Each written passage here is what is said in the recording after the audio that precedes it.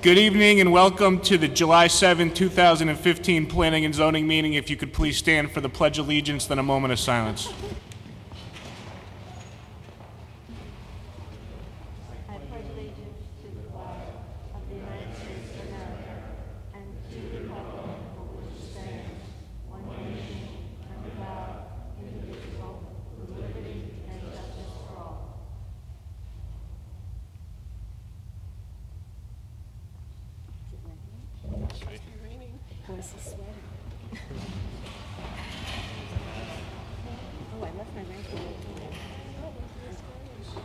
If we could please have roll call from left to right.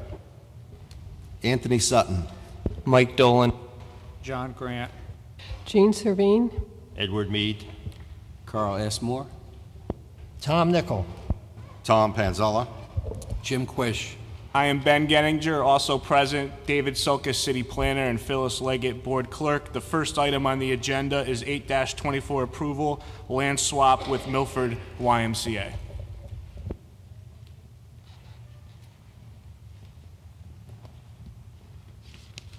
Good evening, Mr. Chair, ladies and gentlemen of the board. My name is John Bertram, City Attorney for the City of Milford.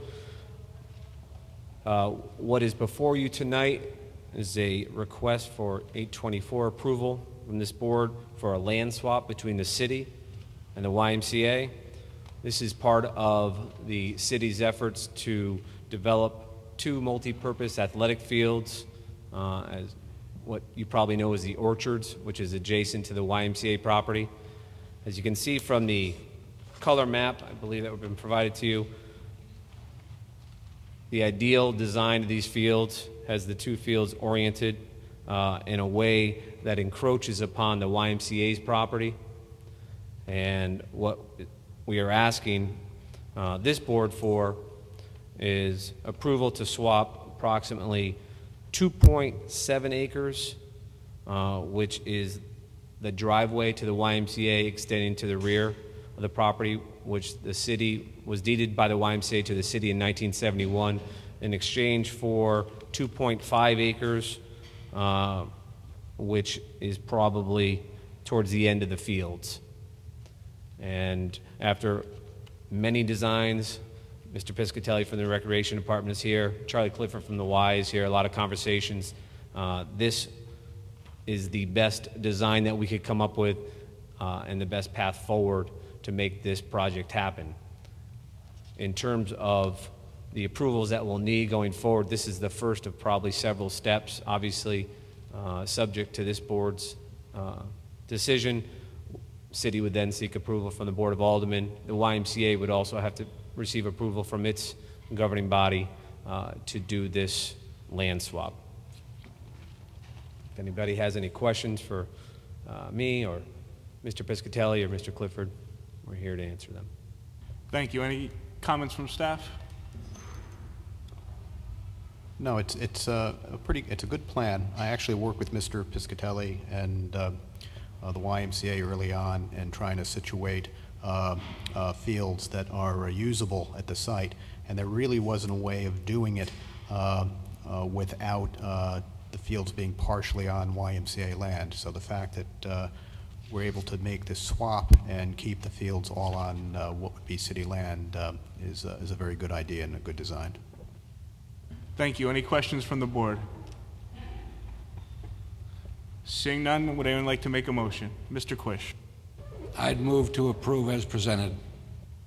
I'll second. Having a motion and a second, any discussion on the motion? Seeing none, all in favor? Anyone against? Motion passes. Thank you. Thank you. The next item on the agenda is public hearing closed by 8/11/15, expires on 10/15/15, 182 Milford Point Road, Zone R-12.5.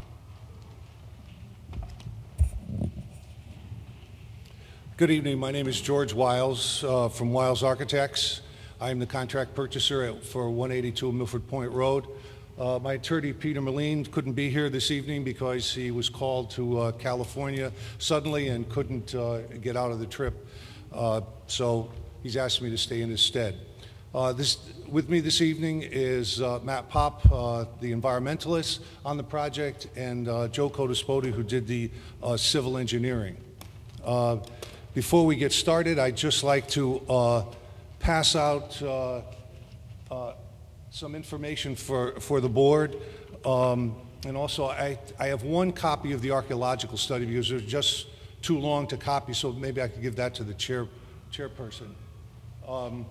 But essentially what is in the packet is the City of Milford Fire Department letter, the archaeological report, the Corps of Army Engineers approval, the DEP notice of permit issuance, the DEP permit, the DEP notice of determination to approve, the DEP notice of summary sheet, and the DEP Natural Resources and Wildlife, the Milford Planning and Zoning Board of Appeals approval recorded on the land records, and the my replies to the City of Milford Department head review comments. And this is the copy for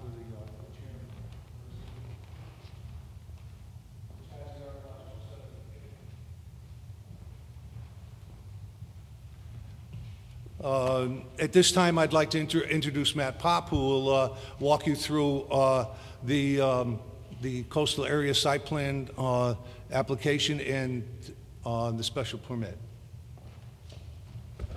Good evening. I'm Matthew Pop, professional wetland scientist and landscape architect with Environmental Land Solutions out of Norwalk. I'm glad to be here. I prepared the wetland application for the DEP permitting, and I aided with the site planning. I visited the site numerous times over the last 3 years. The site is 0.27 acres. It lies just to the west of Milford Point Road. There's a slight grade from Milford Point Road up to the center of the site, approximately about a 1.5 to 2 feet in height. There was a former house on the site, right where our proposed house. The house was there until about the early 1970s. There are tidal wetlands to the west of the house site, and those wetlands consist of the Sportina cordgrass. There's also mud flats back there and nearshore waters. The site is within the coastal hazard area. The vegetation on the site is mainly consists of invasive species. When you have a disturbed site, that's typical for this area. Mainly, there is a rim of Phragmites along the perimeter of the site. A lot of that Phragmites was sprayed by the DEP and treated and killed. Some of that's coming back. The main body of this site, through here and here, is vegetated with Japanese knotweed. That's another invasive species.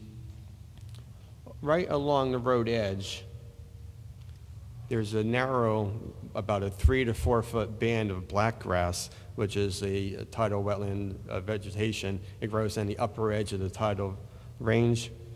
We are crossing that to put in the driveway, and we're crossing right where the driveway is. It's about 100 square foot disturbance there. And there's also a 75-foot temporary disturbance of that blackgrass for a sewer line crossing.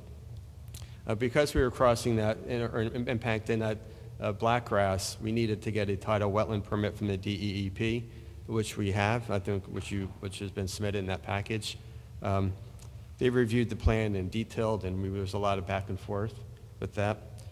For that impact, again, we're filling 100 square feet of the blackgrass and 75 feet of temporary disturbance. For that loss of the 100 square feet of blackgrass here, to the north of this site, we're creating a tidal wetland area, mainly by lowering the grade to the tidal wetland elevation back through here. The blackgrass that we're disturbing here will be transplanted from here to the appropriate elevations in that wetland creation area. And then whatever else is, the remaining areas of that tidal wetland creation area will be allowed to seed in naturally. For drainage, the site has been graded to drain from the south to the north to a rain garden located in this vicinity here, and then that rain garden overflows into, there's like a small swale through here, through the tidal wetland creation area.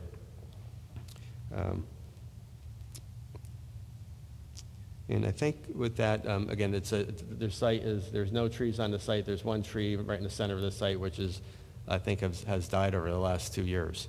But that concludes my presentation. If there's any questions, I'd be happy to answer them.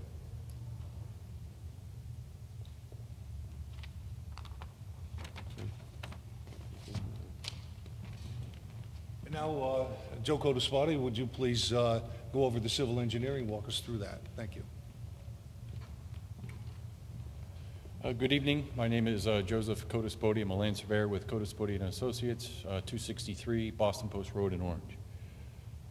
This is a relatively simple drainage plan because all the roof rainwater, and this was confirmed by, this was reviewed by Gary Wasmer, city engineer, goes into the rain garden to settle out, and then any overflow would go out the rain garden into the large tidal wetlands behind the property.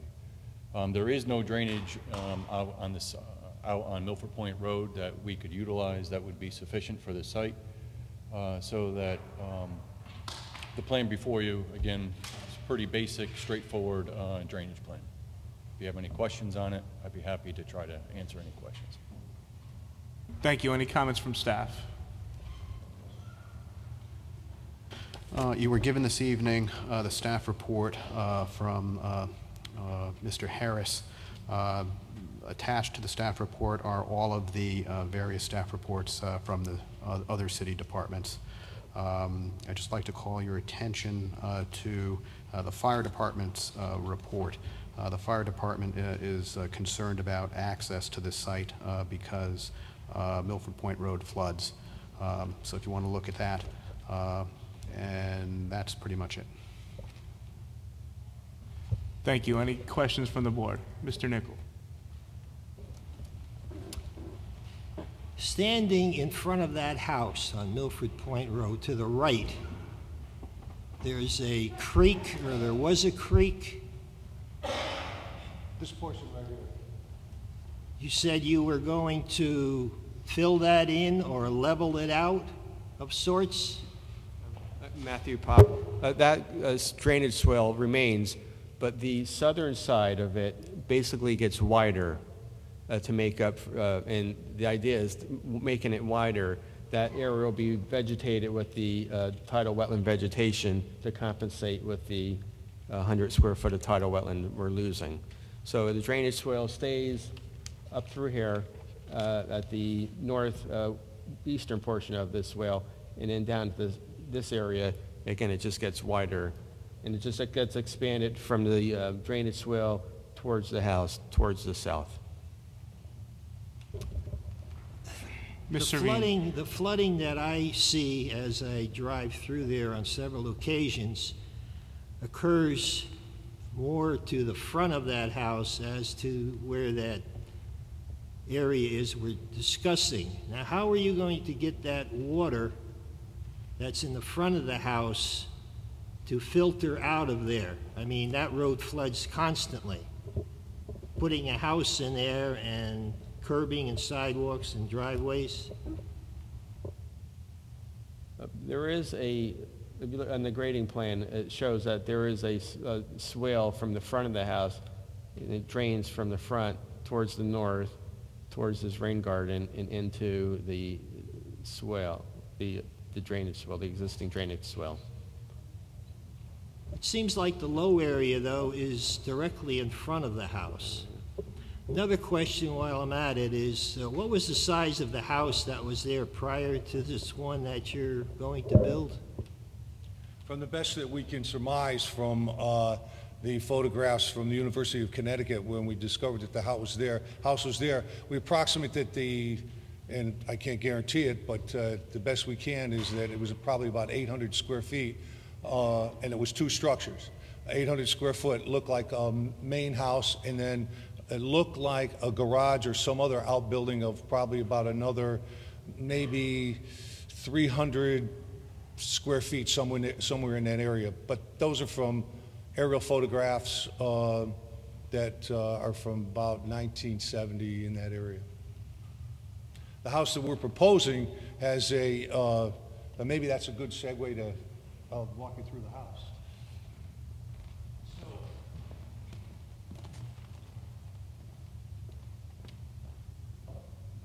So the garage floor is 900. Excuse me, sir, that microphone comes off if you want it. The ground floor area, the garage level is 904 square feet. This is a small house. The house is 2,100 square feet of livable area. My wife and I have raised 4 kids. They've left, they've come back, they've left, now they're gone. We were at 5 Sand Street for over 11 years. We love the neighborhood. We want to stay in the neighborhood, and we just don't need a house as big as we have right now. Nobody goes to the 3rd floor except my grandchildren, and we don't even go up to see what they're doing. So basically, we're downsizing to a house that fits our living style currently. And essentially, that's on the 1st floor is just the garage. It's unoccupiable. The house will be, of course, above the 100-year flood elevation. On the main living area, that square footage is 1,000 square feet approximately, and it's one large room with a kitchen, a small pantry, and a half bath. On the 2nd floor, area is another 1,000 square feet, plus or minus, and it is 2 bedrooms, a master bath with a master bedroom with a master bath, 1 bedroom for guests, and a studio for my wife and I to work in for our artwork and our hobbies on the second floor. There is a very small attic, but it's unoccupiable. The house is within the 35-foot height limitation. As I said before, the first occupiable floor is above the 100-year flood, including any supporting members. So it's essentially a very small house. It's more of a cottage than it is a house. It suits us because we go to Florida in the winter, and we're here. In the winter, and we're here in the summer, and it's perfect for us. The reason this house works on this particular site is because we are just building a very small home. I also might want to add on the flooding. It's my understanding that in preliminary conversations that there are talks of plans to raise Milford Point Road, which would address any of the flooding. In addition to that, the fire department letter does conclude that, however, the plan meets the site plan requirements of the Milford Fire Department as submitted. The fire department has reviewed it, and their closing paragraph. I just want to point that out to you. I think that concludes our presentation. If there's any questions, I'd be more than happy to answer them. Ms. Servine. Yes, you did mention what the fire department said, but it's one of their comments is very dire, I would say, and I'll read it. The fire department cannot guarantee fire and rescue services to this residence during coastal flooding and abnormally high tides.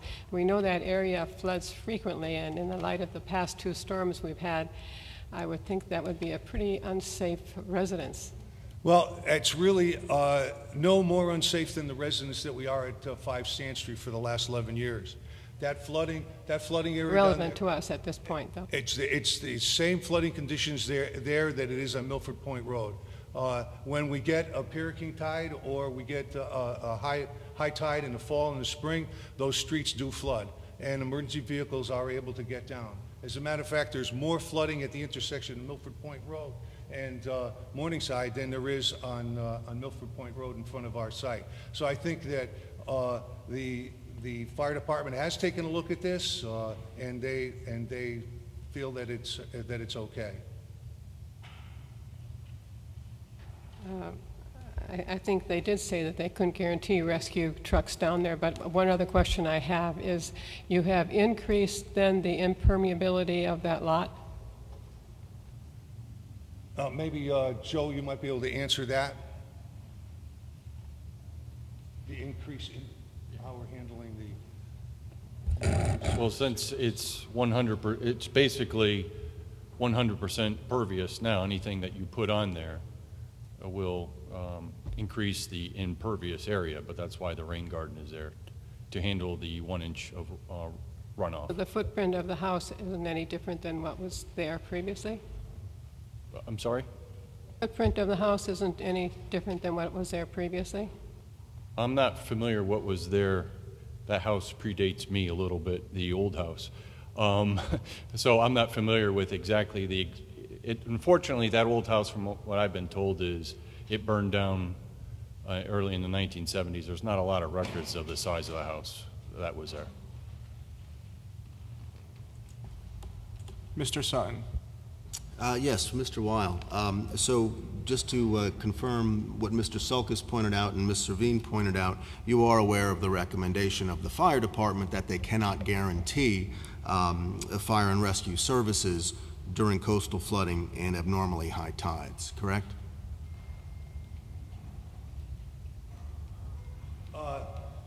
Yes, I am. The simple answer is yes, and I think we're at the same risk as the entire neighborhood down that end of towards Smith Point.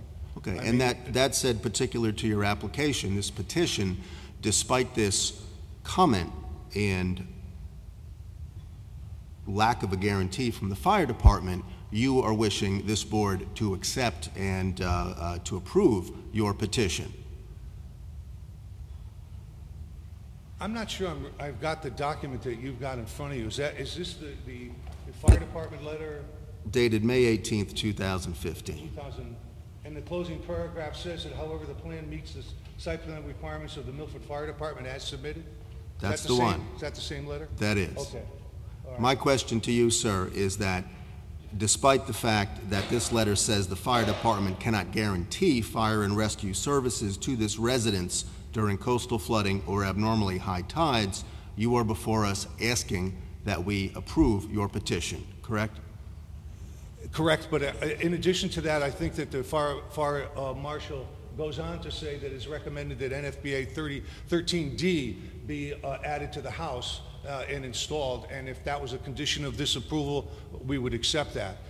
The NFPA 13D is a residential rated sprinkler system that would allow the fire department to fight the fire at a lesser rate because the water would be introduced to any catastrophic incident in the home. So if that was a condition of approval, which is over and above the basic building code for residents, we'd accept that. Okay. And I also want to confirm to that point, should that NFPA 13D sprinkler system be installed, that is something the fire department wants to allow additional time to rescue occupants should a fire occur during storm events. That does not change the fact that they do not guarantee fire and rescue services to the residents during such events.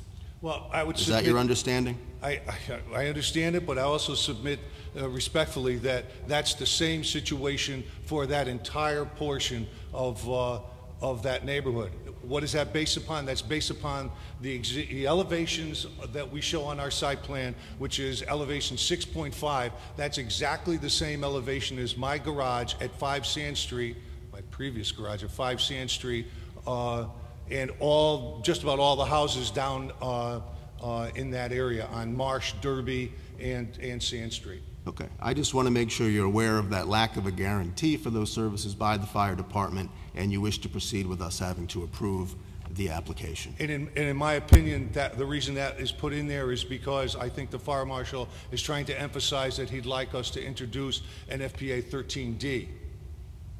And I trust that should you sell the property in the future, such a fact, this lack of a guarantee would be disclosed to a purchaser? I'm sorry, Should you sell the property in the future, you would disclose this information to the purchaser, I trust. Sure, absolutely.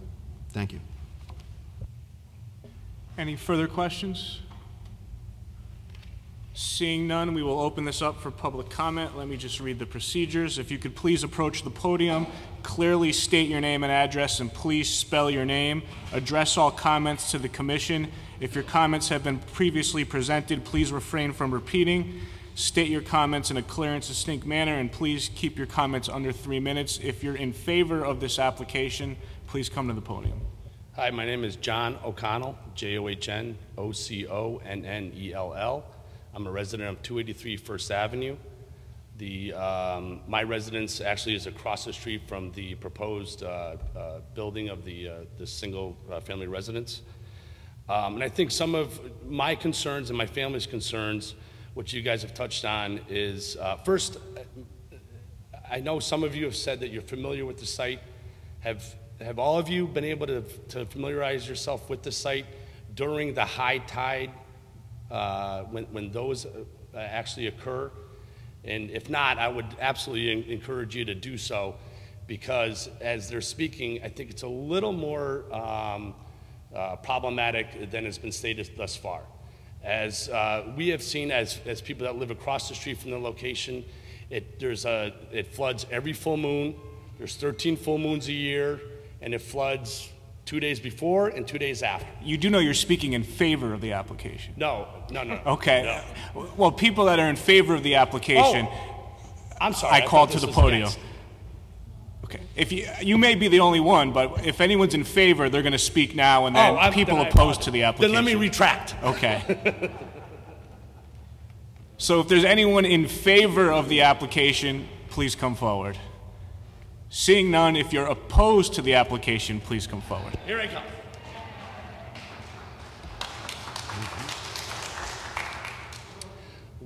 Should I state my name and once again, or? Okay. So let me start over again. So I'm a resident of 283 First Avenue. We are directly across the street from the proposed house. Although it is a very nice looking house on paper, where we see the issues are exactly what have been touched on tonight, are the safety concerns that we have.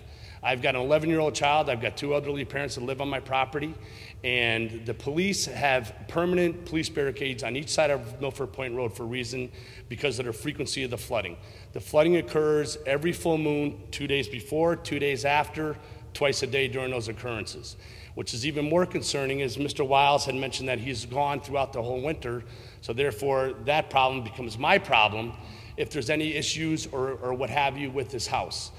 Whether it's on fire or there's other leaking issues or anything else, when we cannot directly get access to that property, whether it's my family just trying to help out or it's the actual first responders. And then there was further discussion about that the flooding that takes place where the proposed location takes place throughout the Cedar Beach location, and that's just not true. I have friends that live down in Cedar Beach. I go to their house when we're flooded, and we can't even walk to their house because of the flooding behind our house, and there's no flooding occurring at all down where their residents are. Maybe a couple times a year during the new moon or harvest moon or whatever you might have those occurrences. When there's an abnormal high tide, you'll see some flooding down there. But the flooding that occurs on Milford Point Road in front of this resident occurs on a regular basis, twice a month, 4 times, 4 days during those occurrences, or once a month, 4 days during those occurrences, twice a day. And so that is a very big concern from a safety standpoint for my family and for other residents on our street. And you know, I don't want to go into everything else, but that's where we really see the issue here. And the police do not put barricades on each end of the street for just, you know, for happenstance. They do it for a reason. Because if you look at Milford Transportation, their buses have to travel down the road on First Avenue because they can't get through the flood zone behind on Milford Point Road. You know, and that's really where we come from. It's nothing other than a safety concern where that house ends up becoming our problem, especially with what Mr. Wiles is saying, being gone for 6 months a year and that house being vacant.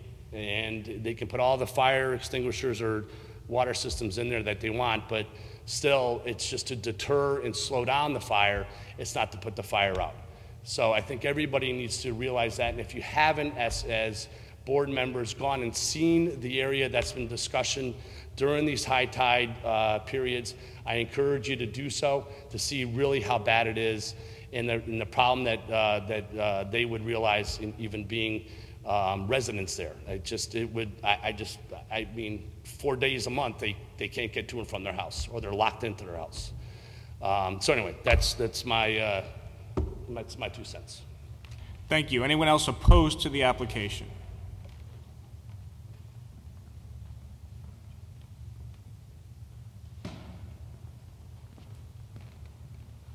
takes me a little longer. Good evening. My name is John F. O'Connell, Sr. I'm co-owner of the property at 283 First Avenue.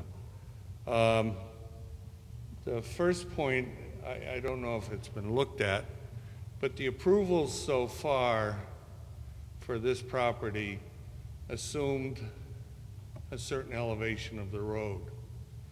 Now, Chris Saley and his staff have been telling us directly that the elevation is going to change. In fact, that plan over there assumes a wider road and a sidewalk. The state hasn't considered that in their approval, nor did this board, nor anybody else. So the road is either higher, and what's the effect of that, or it's going to be the way it is, and what's the effect of that? The one of your considerations, as you well know, is the plan of conservation. I would point out to you a few pages in your plan. One is the National Flood Insurance Program. Page isn't numbered, but it shows the areas in Milford that have a high prospect for flooding. National Flood Insurance Program page. And not surprisingly, the plan that Mr. Wiles, the parcel that Mr. Wiles wants to build a house on is one of the flood areas. Another area is the natural diversity database area of your plan. And again, it shows an area that is not to be recommended for building. And finally, the Milford Open Space Corridor Plan assumes in your document, the plan of conservation, that's a Long Island Sound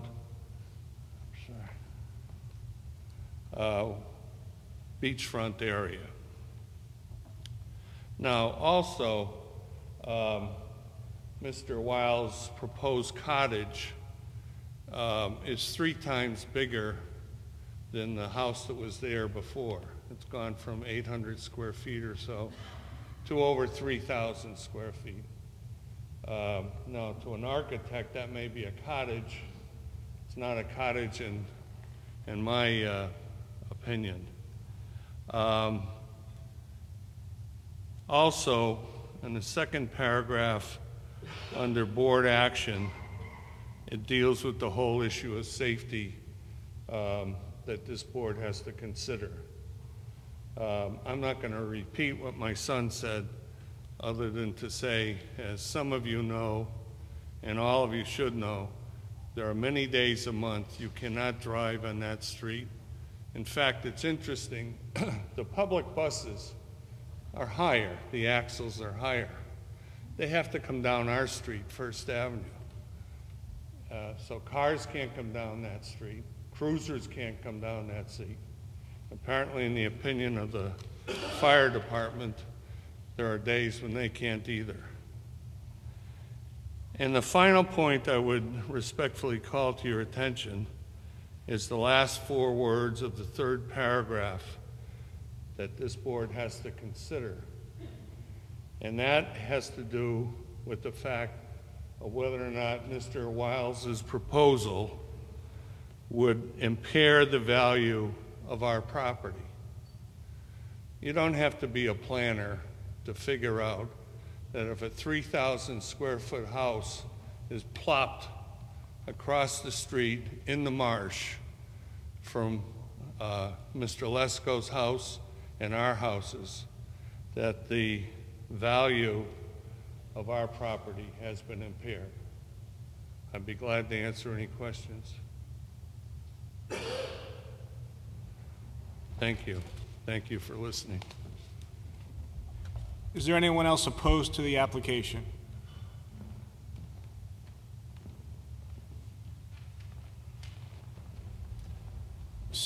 Seeing no one, the applicant can comment on the opposition. Thank you, Mr. Chairman. I'd just like to just read a few things into the record. It'll probably take me 5 minutes. I'm sure you've heard it all before. But thank you for allowing me the opportunity to rebut the information provided by the neighbors who have opposed this project. First, I'd like to point out that before I made any application whatsoever, I went to both the O'Connells and the Lescos. I sat down with them individually. I said, listen, I'm in the neighborhood here. I want you to hear it from me. We're going to make this application. I also said to them that I would try to site the house so that I didn't block their view, taking in all the site constraints, and I tried to position the house as best I could so that I minimized the impact of their view. And I think that is really the crux of their opposition, in my opinion. Secondly, I would like to point out that the application before you this evening for the coastal site plan review and for the special permit fully comply with the Milford zoning regulations governing coastal site plan review and special permits. Although I am sure that the Commission's heard this all before, nonetheless, I'd just like to read this into the record. Coastal site plan review requirements.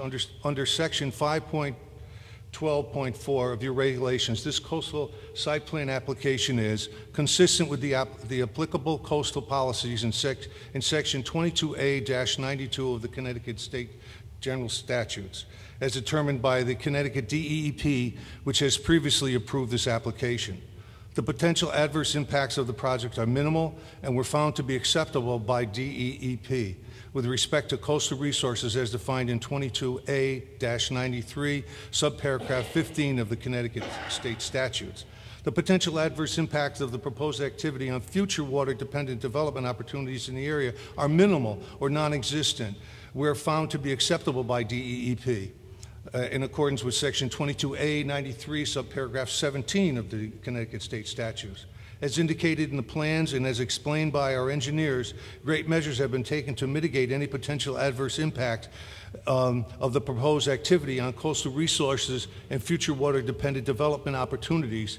We believe such measures are more than adequate to mitigate any such adverse impacts. Consistent with the requirements of your section 5.12.4 of your regulations, we believe that the following requirements have all been met. The DEEP also agrees. 1, the proposed activity is consistent with the coastal policies of section 22A-92 of the Connecticut Statutes. The proposed activity incorporates the conditions or modifications, all reasonable measures which will be taken to mitigate. Number 3, any potential adverse impacts to the proposed activity, coastal resources and future water dependent have been safeguarded. The special permit, with respect to the special permit which is required for the project, we feel that we've complied with that section of your regulation 7.2 and 7.2.1 through 7.2.3 as follows. And I'm almost done. The site plan is in general conformance with the intent and purpose of the current plan of conservation and development of the city of Milford and will comply with the performance standards set forth in your sections 5.11. The nature and size of the use for a small single-family residence and the nature and intensity of the use of the property for this purpose, including the layout in relation to the street, will not be hazardous or inconvenient and is in keeping in the character of the neighborhood and will not conflict with normal traffic of the neighborhood, and all in compliance with 7.2.3.2. The location and height of the house, as well as the location and nature and height and improvements on the property, including landscaping on the site, will be such that it will not hinder or discourage the appropriate development and use of the adjacent property, nor impair the value thereof, all in accordance with 7.2.3.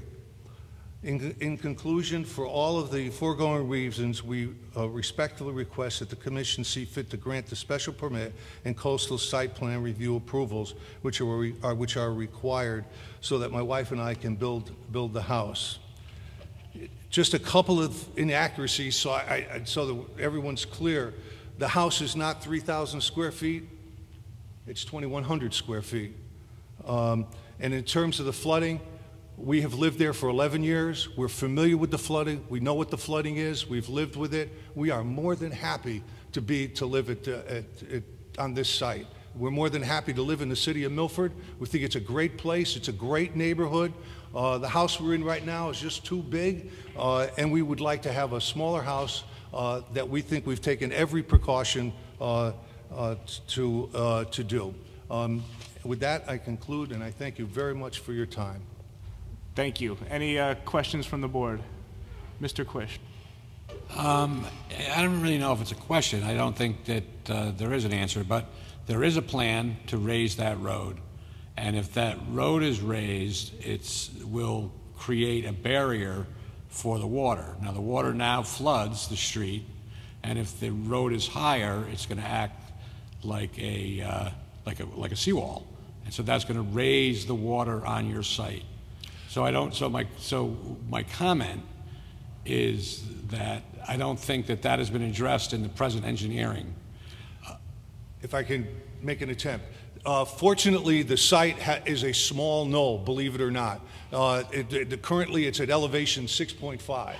The current road that is in front of the lot is at elevation 4.5, which has been established by an accurate survey, and that's the top of the manhole that's right in front of the property. That's a 2-foot difference, and we're able to accommodate the raising of the road, and the flooding will not be impacted on our property whatsoever.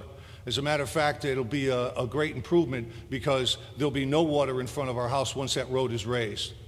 So we've taken that into consideration in siting the road, and what makes this site workable is that small knoll that exists there at elevation 6.5. Has this property ever come up in front of this or any other board in the past for a permit to build a home? This is our last stop. I'm not specifically asking if you had brought it up, but has this site ever been up? Has it ever been up for approval before? Yes, there is an application approval, and let me just pull that out somewhere in here. I can do it from memory. I'll try from memory, and then the site was, I don't know the year, it was a zoning board of appeals application. It was approved for a much larger house, almost 3,200 square feet, 3,000 to 3,200. I don't remember the exact figures, and it was approved by ZBA. It was denied by ZBA. It was then overturned at trial and approved, and then it was overturned again at the Supreme Court, the next level, and then it was dropped. And that was back in 1994, and I've got that someplace, kicking around in this. And if you give me a moment. So the final determination of the court was that it was not to be built on. Yeah, let's see here, if I can. The property, this is from the memorandum of decision that I can give the chairman if you went after I read it. The memorandum of decision when Mary Ann O'Connell took the zoning board of appeals for our approval, and in the midst of all that decision in our favor, this is the paragraph. The property was the subject of a prior application for variance to construct a residence in 1994, so I did remember. At that time, the Board of Zoning of Appeals denied the variance, citing that the fact that the owner had submitted plans for the house that did not require any variance to have the lot declared non-conforming building lot, and then applied for variance to construct a larger home on the property than the original plan. The trial court overturned the board's decision, finding that the tidal wetlands did not create a sufficient hardship to necessitate the requested variance. The trial court was overturned on appeal because it impermissibly substituted its factual findings for those of the board. I can give you this if you'd like.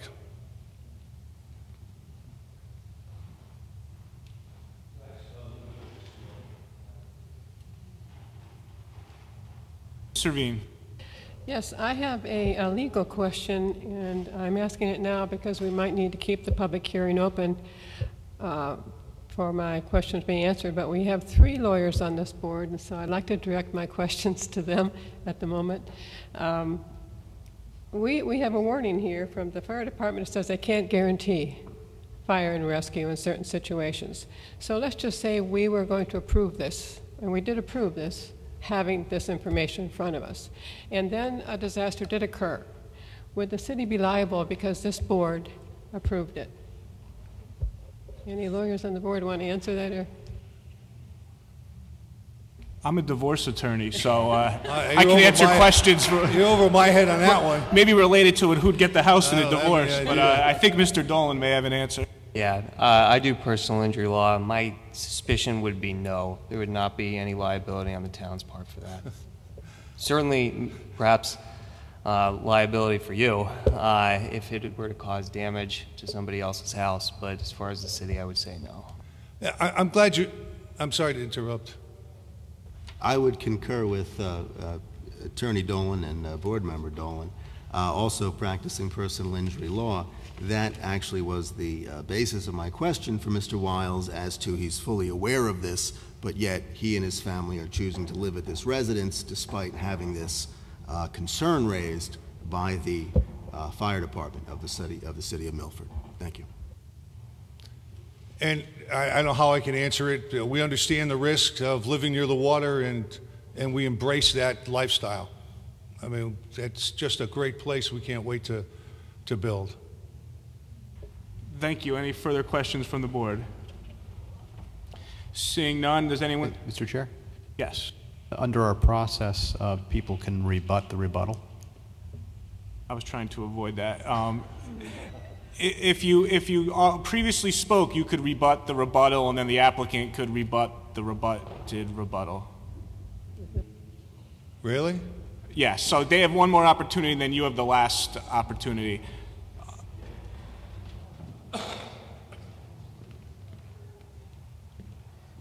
I just want to come back to one point that I made, and that is that plan there, as Mr. Quish pointed out, and I think he's right, on the house side of Milford Point Road, the plan shows a sidewalk and an elevated street, and that's going to, it would seem to me, push the house further into the marsh.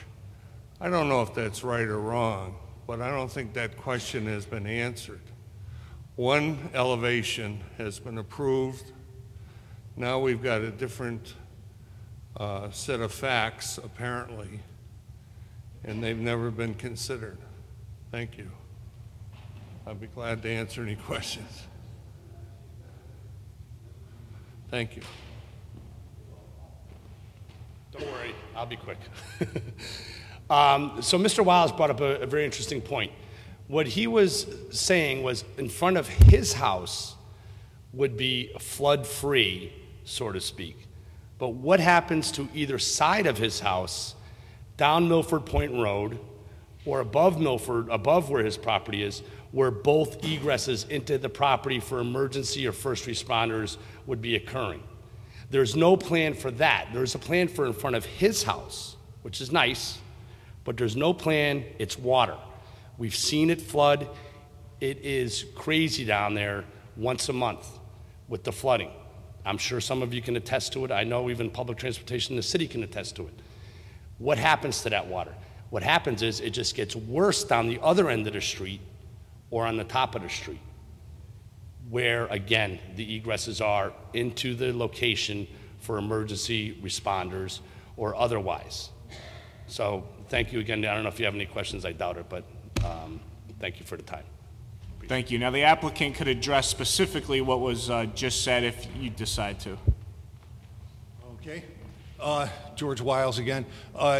Specifically what Mr. O'Connell mentioned, the plans have not changed since 2012 when we started this journey. All the information, all the elevations are consistent and the same. As far as pushing the house any direction, it's frozen. It was frozen at ZBA. It hasn't moved a millimeter. In terms of the flooding, it's my opinion that I think that John and I just agree to disagree. The flooding, as we see it, isn't that unbelievable. As far as we're concerned, the flooding is, yes, it's annoying once in a while when there's a high tide, but it's not a matter of life and death. It is something that everybody lives with down there all the time. We've had guests at our house that have had to stay until the tide receded because at the intersection of Milford Point Road and Morningside, it was flooded. It was a high tide, and they just had to wait. That's part of living near the water.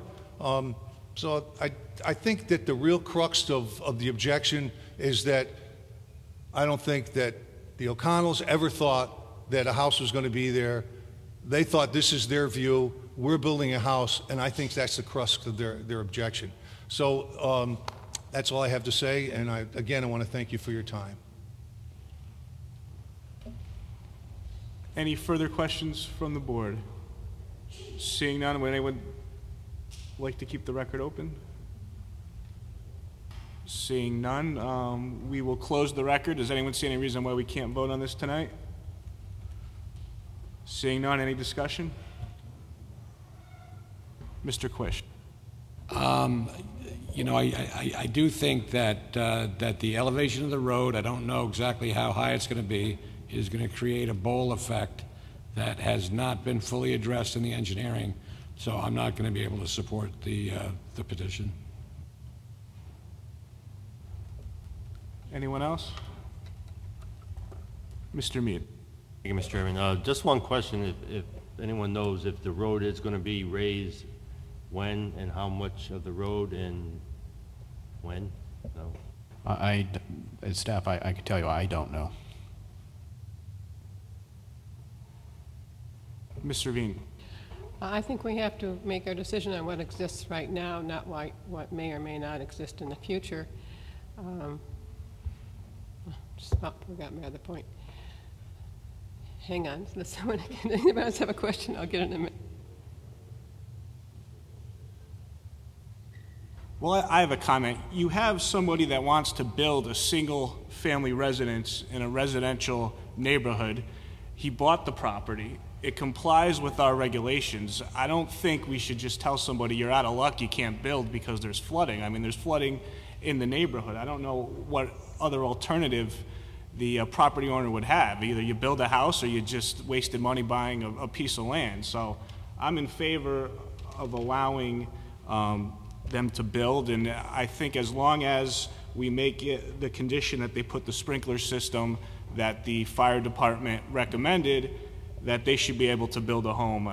You know, I understand there's neighbors that don't want the house built. I'm sympathetic to those views, but again, you know, this is still America. You buy a piece of property, someone should be able to build a house that conforms to the zoning regulations. I don't think we should penalize them for things that may happen in the future, or penalize them for making a decision to build a house in probably, in my opinion, not the smartest location, but they're certainly aware of the risk. So I'd be in favor of the application.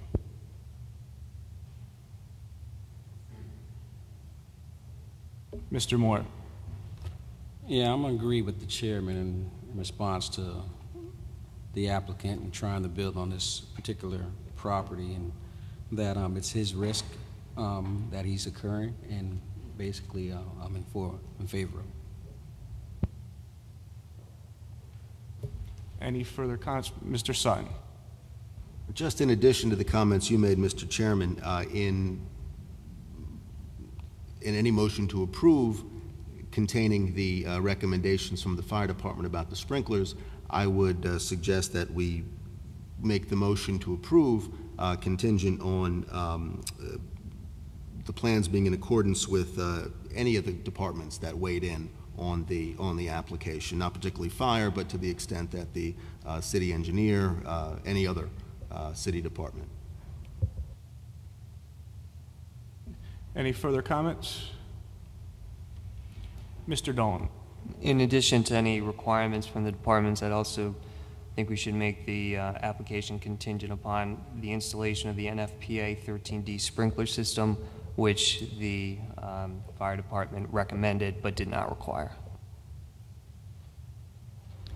Any further comments? Seeing none, would anyone like to make a motion?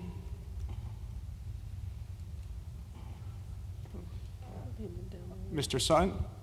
I would move to approve the application, but the approval be in accordance with the approved plans and comments from the city departments contained in our summary form, and specifically that the applicant be required to install the NFPA 13D sprinkler system as recommended by the fire marshal in the May 18, 2015 letter. Having a motion, do we have a second? Mr. Dolan seconds. Any discussion on the motion? Seeing none, all in favor? Anyone against? The motion passes. Thank you.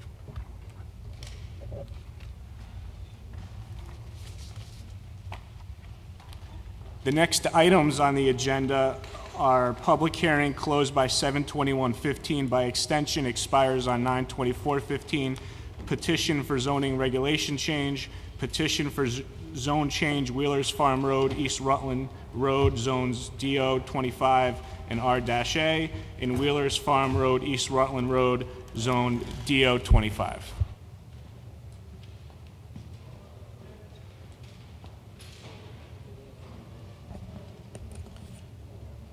Good evening, Mr. Chairman and Commissioners. I'm Attorney Tim Hollister representing the applicant. You all should have received from the staff a package for me that's called Final Supplemental Materials that bears the date of June 30th on the cover. And there was also a site plan and architectural revision dated June 25th, and an engineering report dated June 25th. All of this material, I want to emphasize, is what we previewed for you when we were here on June 16th. So no surprises, no changes. It's just basically putting the details to the moving of that one building that we talked about in response to the request of the Wetlands Commission. But I do want to take a moment to review a couple of items in the supplemental package that I've given you tonight. The first tab is a list of, that is a complete list of the revisions that have been made between remember the original plan was in January, then we gave you a revised plan in April. So there's a complete list at tab 1 of the site plan changes, or I should say the application changes from April 10th to June 30th. And we will review each one of those changes with you during our fairly brief presentation tonight. In tab 2, I have spotlighted, we've made two very minor changes to the proposed HOD regulation. If you flip to page 4, you will see in bold lettering a reference to, in 3.25.5.3, we've clarified that a bus shelter, which we've added to the site plan, is allowed as an accessory use. And then in 3.25.8.1, which is the top half of page 5, we have clarified the allowable square footage of the entrance sign, and Mr. Riviello, our architect, will review the signage plan and the square footages with you. The third tab is kind of important for a few reasons. This is I think the final version of the proposed declaration of conservation easement. Remember that this is a 26-acre property in which we're proposing more than 11 acres of conservation easement. So if you look the 1, 2, 3, 4, 5, 6th paragraph, which starts, whereas the Inland Wetlands Agency permit was approved, which it has not yet been, but this is a draft easement. What we've specifically done there at the request of the Wetlands Agency is we're instituting a plan to control invasive plants within the residential area. We're going to provide the Wetlands Agency with what's called a baseline conditions report, a complete census of all the environmental conditions on the property. We've established field marking of the conservation easement. And then finally, and I think you'll hear something about this tonight, it's been documented that there was in the 50s and 60s an area of the site where there was automotive salvage and repair, and there's some remaining debris. The applicant has agreed, as it should, to clean up that corner of the property to the satisfaction of the Wetlands Commission and the city staff. Then if you flip over to tab 4 is a follow-up memo from our traffic engineer, Mr. Sullivan, and he'll come to the podium to speak to that, where we specifically further addressed East Rutland Road and the intersection with Wheeler's Farm Road. Tab 5 is for your information, but I think it may be important in response to some of the things that you've heard. That is the letter, June 28th, from Dr. Michael Clements, who is the consultant, a wetlands expert and biologist who was retained at the applicant's expense, but by the Wetlands Commission. And I just want to read into the record 2 sentences from his letter. The first is the end of the second paragraph on page 1, where he says, quote, "The applicant has responded to my requests for project redesign in a forthright, collegial, and constructive manner. The plans that have been submitted, revision of June 25th, 2015, same plans that you have in substance addressed all my outstanding issues pertaining to the regulatory charge of the Milford Inland Wetlands Agency." Then on the third and last page, the end of the first paragraph at the top, he says, quote, "While there is no question that the site will be changed within the area of wetland and watercourse quality and wetland-dependent wildlife protection, I would anticipate an overall improvement in the baseline conditions as a result of the proposed development," unquote. Then the last item, item 6, is we've made 2 clarifications to the affordability plan in section 5, which is on page 2. We've just substituted the current applicant, Milford Developers, for the original applicant, Wheeler's Farms LLC. And then in schedules A and B, we have clarified, and you'll hear from Mr. Riviello, our architect, the nature of the siding, and we have, you'll also hear that there's been some tweaks to the floor plans of the various buildings, which necessitated a minor redesignation of the units that will be subject to long-term price restrictions. So that is the package, and again, we will go through most of those changes in further detail. You're also going to get tonight a clarification from Mr. Gilmore by way of an illustration that there are multiple access points for emergency vehicles to this property. That's something that came up at the last hearing, and Mr. Gilmore will show that to you. And then Mr. Riviello has one correction to the floor plans that were filed on June 25th. Now, we were at the Wetlands Commission on July 1st. It was continued one more time to July 15th, when we will need to close that hearing. The question was raised about this auto salvage operation from the 1950s and whether that required soil testing. And we're giving the Wetlands Commission we're going to give them a condition of approval, and they know this is coming, saying that if during construction there's any earth material moving that uncovers anything of a hydrocarbon nature, a smell, an odor, a sheen, that will be reported to the Wetlands Agency, determined if it requires any remediation.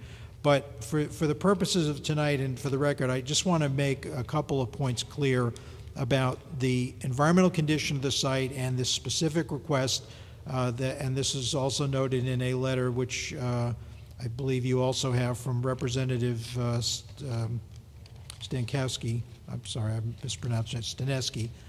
Number one is when we were here on June 16th, we gave you a Phase 1 environmental report prepared by a licensed environmental professional. And that's not, and I say licensed environmental professional, if you're familiar with that designation, that's not just somebody who's hired by the applicant and says what they get paid to say. That is, the LEP designation is a license from the state with a very, very high training and ethical obligation to report the facts as they are so that everybody can rely on it. And that was provided to you, and it's an inspection of the entire site, noted the debris field, but said there was no evidence of any soil contamination. So the applicant has agreed to remove the surface debris, but that is the conclusion. The conclusion was that was all that was required.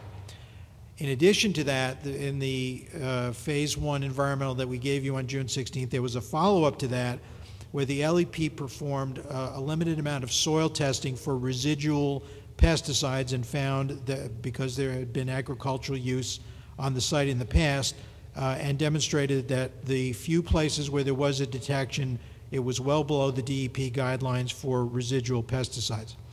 On top of that, and Mr. Gilmore can get into this more, but the engineering firm Malone & McBroom has done soil borings as part of the stormwater engineering permeability testing, so we know about the soil conditions from that. However, the most important thing for you all to understand is that the claim here is that there was auto salvage on this site during the 1950s and the 1960s, but if you think back to our May 19th original presentation, we showed you aerial photographs about how this site was highly, highly disturbed and excavated in the 1980s. So if there was going to be a problem with soil contamination, it was taken care of 30 years ago, because during that excavation and is long gone.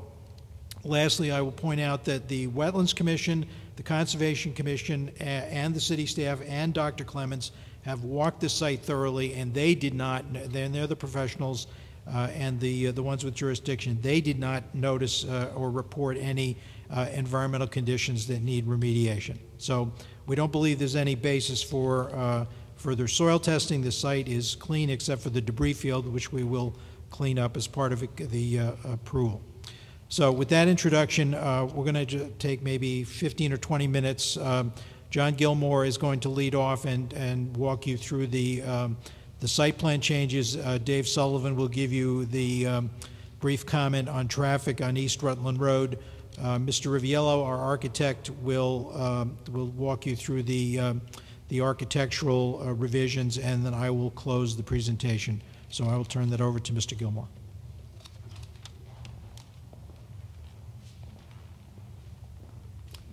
Good evening. For the record, John Gilmore. I'm a registered professional engineer in the state of Connecticut, and I'm with Malone & McBroom, and we were responsible for the preparation of these site plans which you have tonight. To my right here, I just want to point out the two plans which we presented to you on June the 16th, and the similarities and the differences between them. On my immediate right is the original site plan that was prepared and submitted as part of the January application, revised in accordance with the city staff comments. And it reflects a building number 4 here, and it reflects the clubhouse in this location here. It also has a garage. In response to the Wetlands Commission's comments, those have been relocated elsewhere on the site. If you recall, there is an isolated pocket wetlands. It's man-made. It's only been formed since about mid-1980s, I want to say about 1986. The town's consultant feels it's of poor quality, and in fact probably is detrimental. He believes it acts as a decoy, attracting amphibians to the area. So he initially recommended it be filled, but we are not doing that. We're working in the regulated buffer area around it. As you can see, there's a 100-foot regulated buffer around that. At the Wetlands Commission's suggestion, this area, they believe, is more valuable. The reason is there was some box turtles found in the vernal pool at this location. But I want to point out the differences between this plan and this plan. You can see here that the clubhouse has been removed from here and been relocated to this area. Building 4 has been eliminated and reconfigured in this area. So, and the roadway, the drive along this area has been tightened up a little bit to get it out of the suggested 100-foot buffer from a mature tree line. The thought was that box turtles hibernate in upland areas, and they felt that identifying the mature wooded area along this wetlands corridor and providing somewhere between 50 and 100 feet would be an appropriate setback. We've employed a 100-foot setback and developed this plan. So the appreciable changes, and I believe they're minor in nature, is that this building, number 4, which was located here, has been relocated and configured here. The clubhouse has been moved from this location to that location, and that part of the roadway has been tightened up. I'll talk about the conservation easement in just a moment, but I also want to point out, I have illustrations, I think, that represent these changes, and I'd rather speak to the illustrations.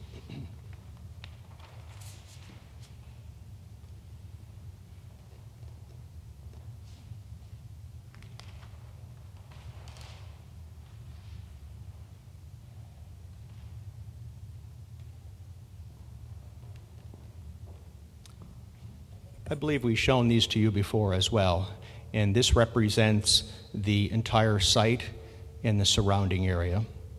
This represents the original site plan. You can see Building 4 here in the clubhouse. On this plan, you can see Building 4 has been relocated, and the clubhouse is now over here, and the road tightened up. So they look very much alike when looking at it from this distance and this scale. Among the other issues that, or among the other changes that have been made, we now have a continuous walkway from the site all the way down to this location, which would be the southwest corner of the intersection of our site drive and Wheeler's Farm Road. There was an issue that was raised by staff and by this commission about the need for school-age children to be able to get down to this location, and for that matter, anyone. So we've incorporated a bus shelter at this location, and adjacent to it here, an entry feature, a sign, which Jim Riviello will describe shortly. So there is now in this plan a continuous walkway from the site all the way down towards Wheeler's Farm Road. As Attorney Hollister mentioned, there's going to be a conservation easement imposed on most of the land. The site is some 26 acres. We're developing about 10.5 acres of the 26 acres. Through it runs a power line easement, and the area you see designated here totals some 11 acres once you deduct the power line easement. So as part of our application, we'll be providing a conservation easement on 11 acres, not inclusive of the CL&P. So that will always also stay an easement area, unencumbered by development.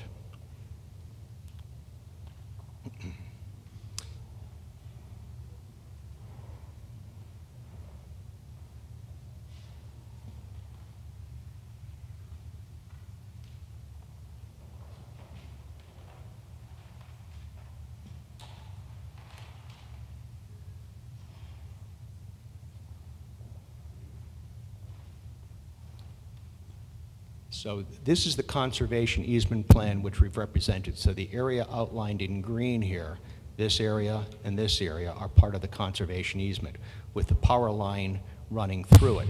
So this area is also part of our property. This area is also part of our property. The conservation easement will not include that specific area, but there's already an easement in place where no development can take place. I also want to point out that there's an ancillary parking area here for about 117 cars. That parking area is on our property, and we have maintenance responsibilities. As part of the Wetlands Commission's concerns, the Wetland Agency is concerned, and its consultant, they wanted to have some water quality improvements made. There's 2 storm drainage discharges coming from this parking area. One in this location, which would be the southwest corner, and there's another up in the northeasterly corner flowing into that wetland area here. We've incorporated those water quality features into the plans which were submitted to you on June the 25th. In addition to those major changes, albeit I consider them minor, building number 4 in the clubhouse and the roadway, there's also some other minor configuration on the site. We've moved dumpster locations, again, outside of that 100-foot buffer as recommended by the wetlands consultant. And we've eliminated, there was a proposed stormwater management area in this location that has been eliminated because of the reconfiguration. It's no longer necessary. and that was also at the suggestion and thoughts of the wetlands consultant working for the Wetlands Agency. So that concludes my portion of the changes that have been made to the plan. I'd like to turn it over to my colleague Dave Sullivan to talk about the traffic a little bit.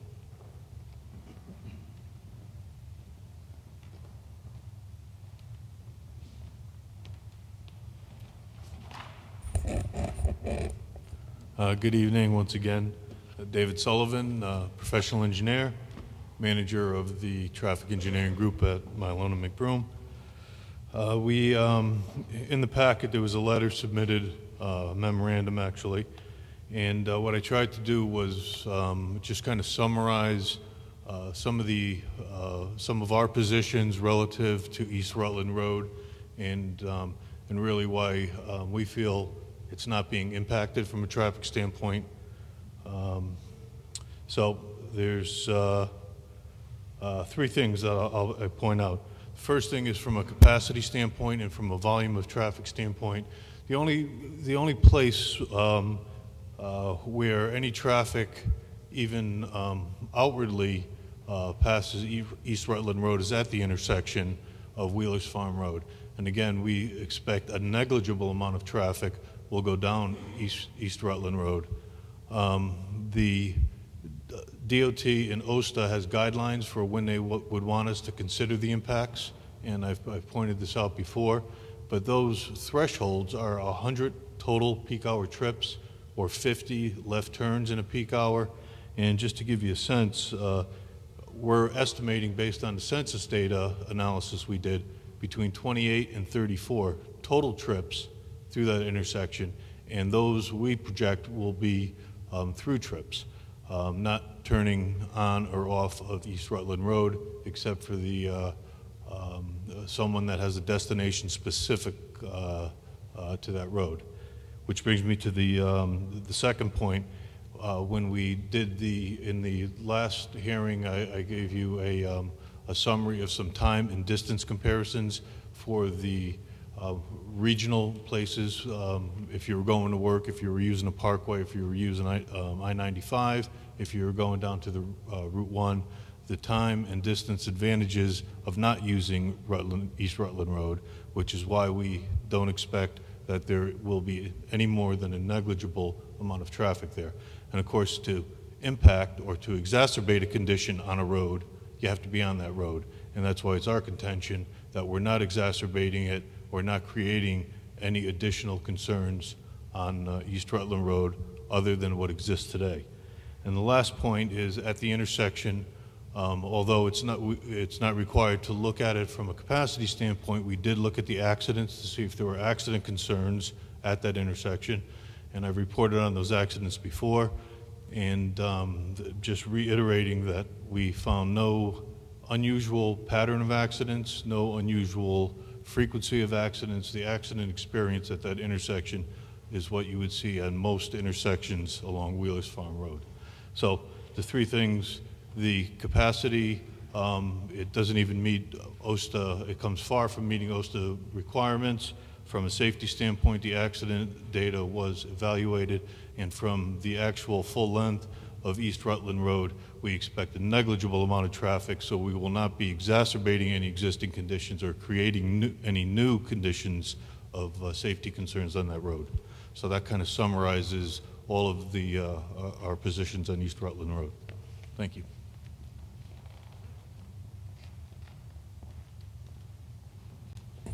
There's one thing I neglected to point out. If you recall, we talked about the access drive from East Rutland Road. Presently, there's a sanitary sewer line, and there's a gravel roadway that was built to service that sanitary sewer line. I want to point out that, it's our intention to keep and maintain that. We're obliged to keep and maintain it because the sanitary sewer is there. We need to keep it in good working order so the sewer can be accessed by heavy equipment. That sewer line was put in the 1980s, about 1986, 1987, and then there was construction work done on that line somewhere around the 1990s when this pumping station was built for corporate campus. There's a sanitary sewer line that comes through the site, and there was construction activities done at that time as well. But I also want to point out one more thing, and I'm just going to flip to another chart here.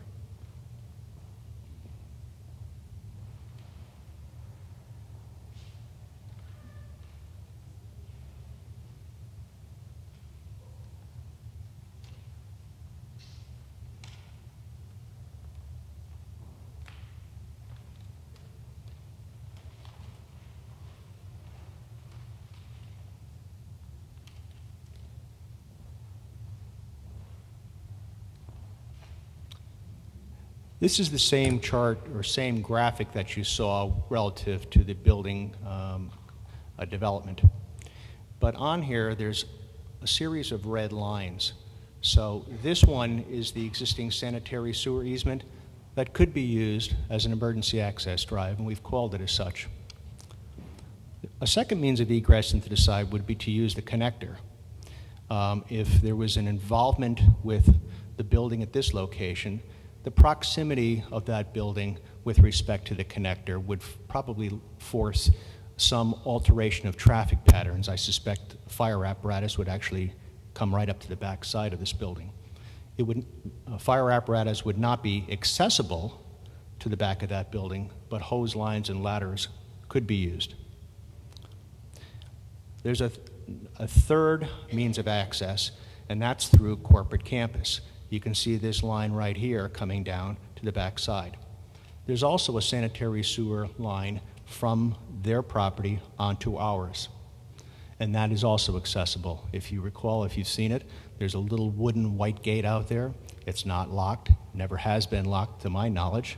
Every time I visited the site, it's always partially open. So there is a means of egress into the rear portion of the site as well. But this one is the more significant one, in my opinion. Our main site drive would come in here, and it has actually paved that point. So this is our site drive coming in off of Walter Wheeler. This is a second means of egress through their parking lot and onto the site as well. And once into the site, there's multiple means of being able to move around that location. So in my opinion, I think there is adequate means of secondary access if it ever becomes necessary to access that site. And at the present time, we're suggesting that this be the emergency access if it's necessary. We have received a sign-off from the fire department relative to the site plan. It is not our intention at the present time to do any work except clear that easement and maintain it. And as the police commission suggested, they'll put a lock on this end of it. There already is one, but they want to have their own combination lock.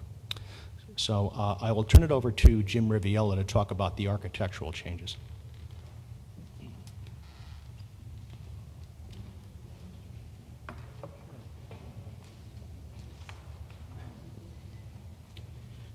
Good evening, members of the board. My name is Jim Riviello. I'm a licensed architect in the state of Connecticut. I had provided you the previous presentation. What I plan to do tonight is to just follow up on that presentation with the refinements we've made to the plans. Last meeting I discussed certain things like handicap accessibility, the types of materials being used, energy efficiency of the building, meeting the zoning regulations for architectural standards. That still all applies to what we're doing here. We're basically refining the plans. What I'm going to go through is we've updated the clubhouse. It's got the same program. It's a very similar building, but it's been updated. We've added a bus shelter. We've redesigned the entry sign. We've also eliminated a building type. If you recall, buildings 8 and 9 on the site plan were a different type of building with integral garages and with some multiple story units. We've eliminated that, and we've gone with the standard building type, so there'll only be one type of building throughout the site. The overall unit count is still 180. The only difference is that we actually have one less 2-bedroom unit and one more 1-bedroom unit, so it's the same amount of units, it's just we actually lose a bedroom overall in the community. So looking at this first sheet here, this is an example of the 24-unit building. I don't know if you recall from the last presentation, but there's some that are half buildings, some that are full buildings. This represents the full building, and you'll see in the center of the building there's a vertical offset that occurs on a number of the buildings that accommodate grade, and also that's where it would split between the 12-unit buildings and the 24-unit buildings. As far as the materials, you can see here, we're still going for traditional style. I think a little more to the shingle style. We still have the slope roofs. We still have the single hung windows. We still have the turned gables over the entries. We have a band board running to create a base between the first floor and the upper couple floors. We're using heavy trims to really accent the trims. The one big difference in this one than the other one is we were thinking about it. I think the brick was feeling too heavy, so we took the brick off of these buildings and we've introduced a cedar shingle style siding throughout, which I think will add a really nice color and texture and kind of feel a little bit of a lighter architecture, more to the shingle style than it would have been with the brick.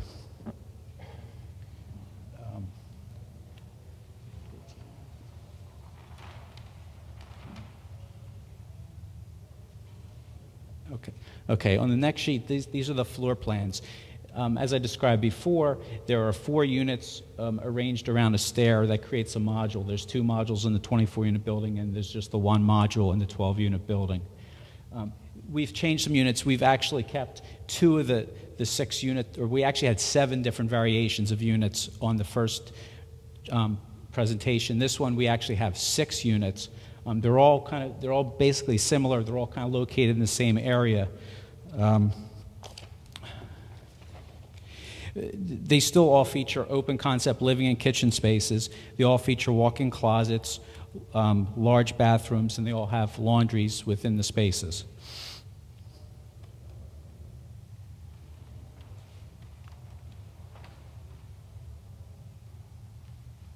Okay. This next page is the community clubhouse. Again, it has the same program as the previous one. We have done some redesign on it, I think, to really better it. I mean, as you walk, the main entrance is right in the center building through the vestibule. You'll look through, you'll have high spaces. You'll look through the community room out onto the pool, which is a really nice feature.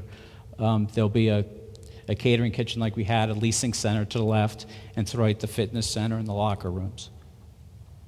On this one, again, we're using the same materials we did before.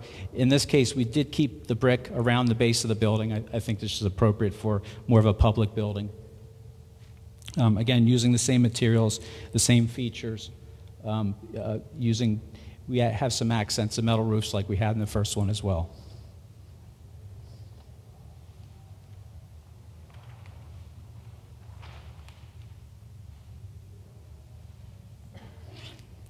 Okay, this last sheet is the amenities. In the center, you'll see the trash enclosure we proposed. That is the same as we originally proposed. On the left is the bus shelter. Again, we're using the same materials. We kept the brick base on the shelter. We've got the panel boards at the front, brackets, and siding material around the back side of the bus shelter. The entry sign is the one area where Mr. Hollister mentioned we have a slight plan revision. In what we submitted to you, we're showing an open space in the back. We decided that wasn't really a good idea. We decided to enclose it as just an enclosed structure for the signage. So I have some sketches to supplement this drawing to show the plan. Again, we're using the same materials we're using throughout the community. It's all kind of what I discussed last time. That's really all I have. If you have any questions, I'd be more than happy to answer. And I have some amendments to this plan here.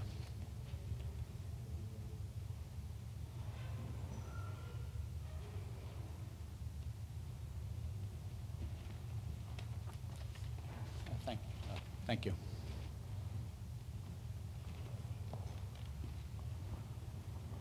Mr. Chairman, that's our update. You now have everything that we have in terms of revisions.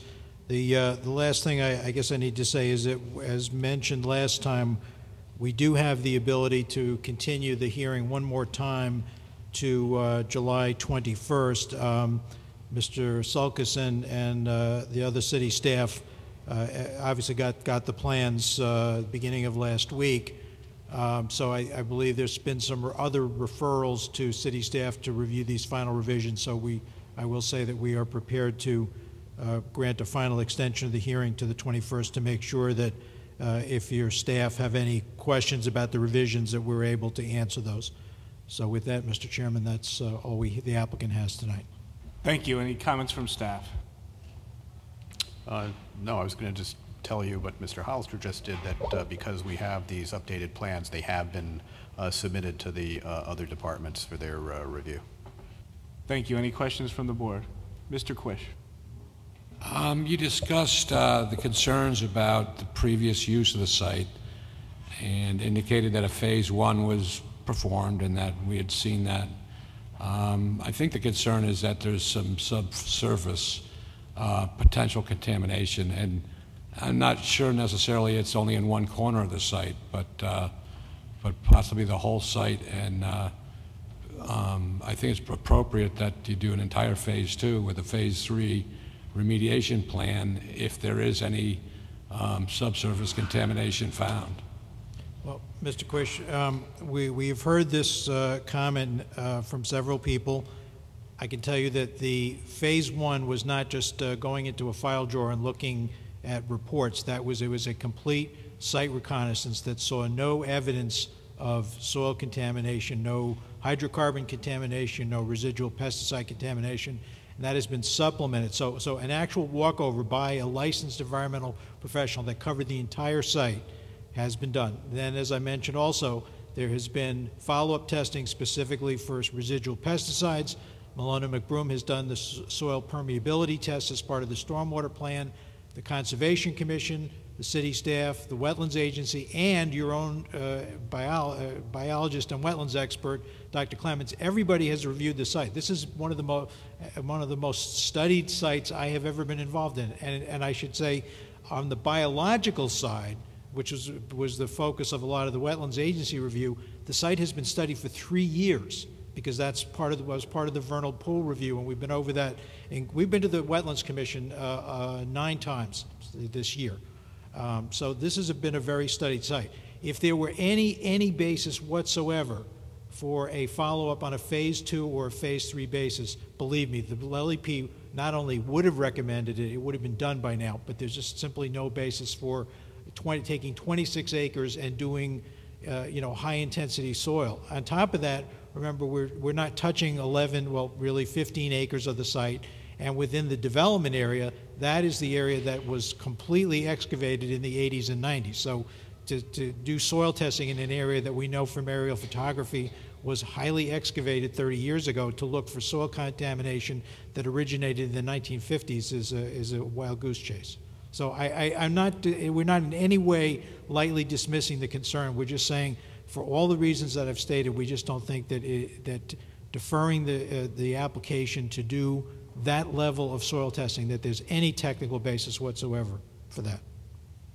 No, and I do understand that a portion of the site is going to be the conservation easement, and I do understand that there is a history of excavation, but I don't see any documentation that was done to what depth, whether there was, it was a practice in the past where you dig a hole and bury stuff, whether it was an old car or whether it was a structure or whether it was a pile of tires. So to say that there was excavation done in the 80s, and that proves that there's nothing to be concerned about in that soil, I think is not really providing a comfortable, safe feeling for me personally, and I think for the citizens that live in that neighborhood.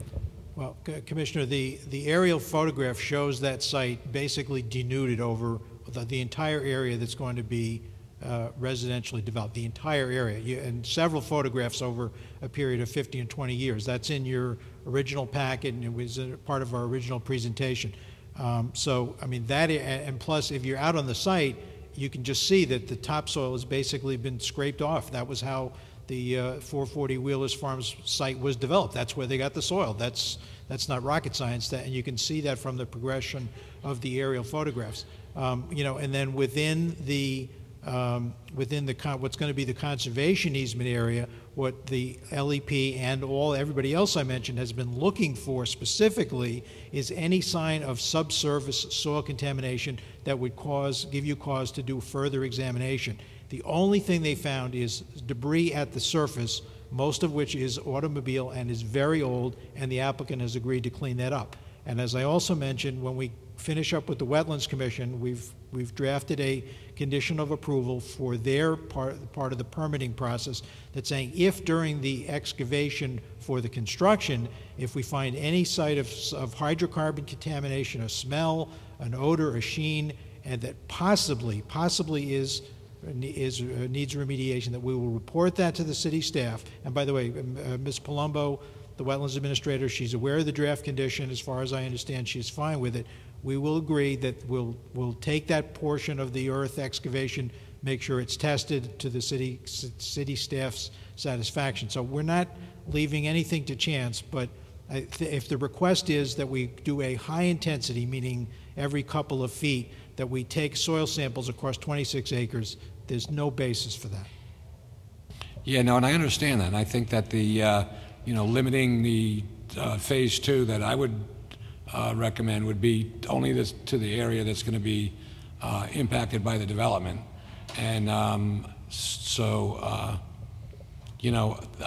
think aerial photographs of a previous excavation doesn't really tell the whole story. And so I do understand that you feel that it does tell the story. Well, I'm just saying that I don't really think that it does. It's not my feeling. It's an LEP has an obligation, if there's any cause for concern that would trigger a phase 2 study or phase 3, they have to say that. And the GeoQuest, the LEP did not. They said it's nothing on the site that gives them any indication that that's necessary. It's not my opinion. It's a person who's in a position to make that professional judgment.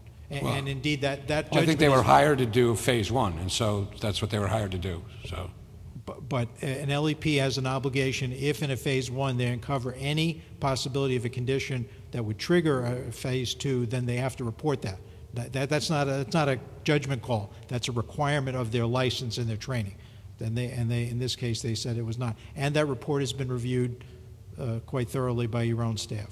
Well, I mean, I think there's obvious concern if you have automobile parts in an area. That is obviously a reason to look what's beneath it. Right. So anyway, my statement stands. I believe that further investigation is warranted, and that's what I believe. Thank you.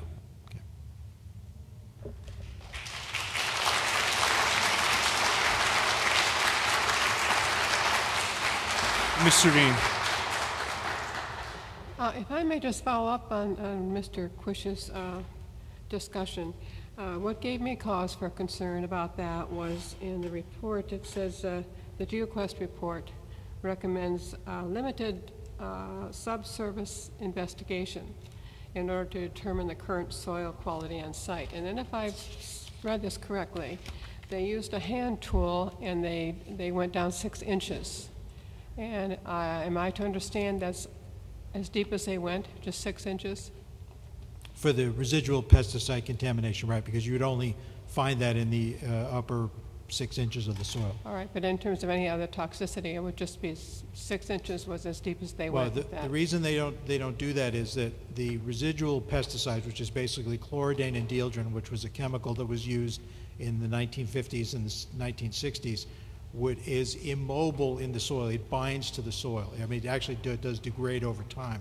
But if it's there in a concentration that would implicate the state guidelines, it's not a regulatory program, but guidelines called the RSRs, the Remediation Standard Regulations, then you could get into a situation that would require remediation. But the GeoQuest follow-up review of that soil testing showed that in the few places where they even found a detectable amount, that it was well below the RSRs and there was no basis to do any further work. So the depth of the soil is the nature of what they're looking for. You're not going to go down 2 feet, 3 feet, 4 feet looking for residual pesticides, because it doesn't. That type of a chemical doesn't get to that depth in the soil ever. Thank you. What about other contaminants though besides pesticides? Well, you look, when you do a phase one, you're looking for activity where there might have been, contamination generated on the site, or that it might have seeped lower into the soils. You're also worried about exposure to people who would be living, working on the surface, as to whether there would be exposure. They didn't find anything either in the historical record.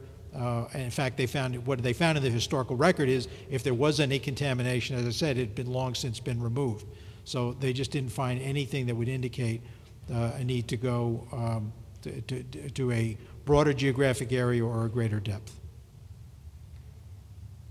By the way, if I didn't make it clear, the area of the debris from the auto salvage area is within the conservation easement area, so that's not an area to be developed. We're going to clean that up.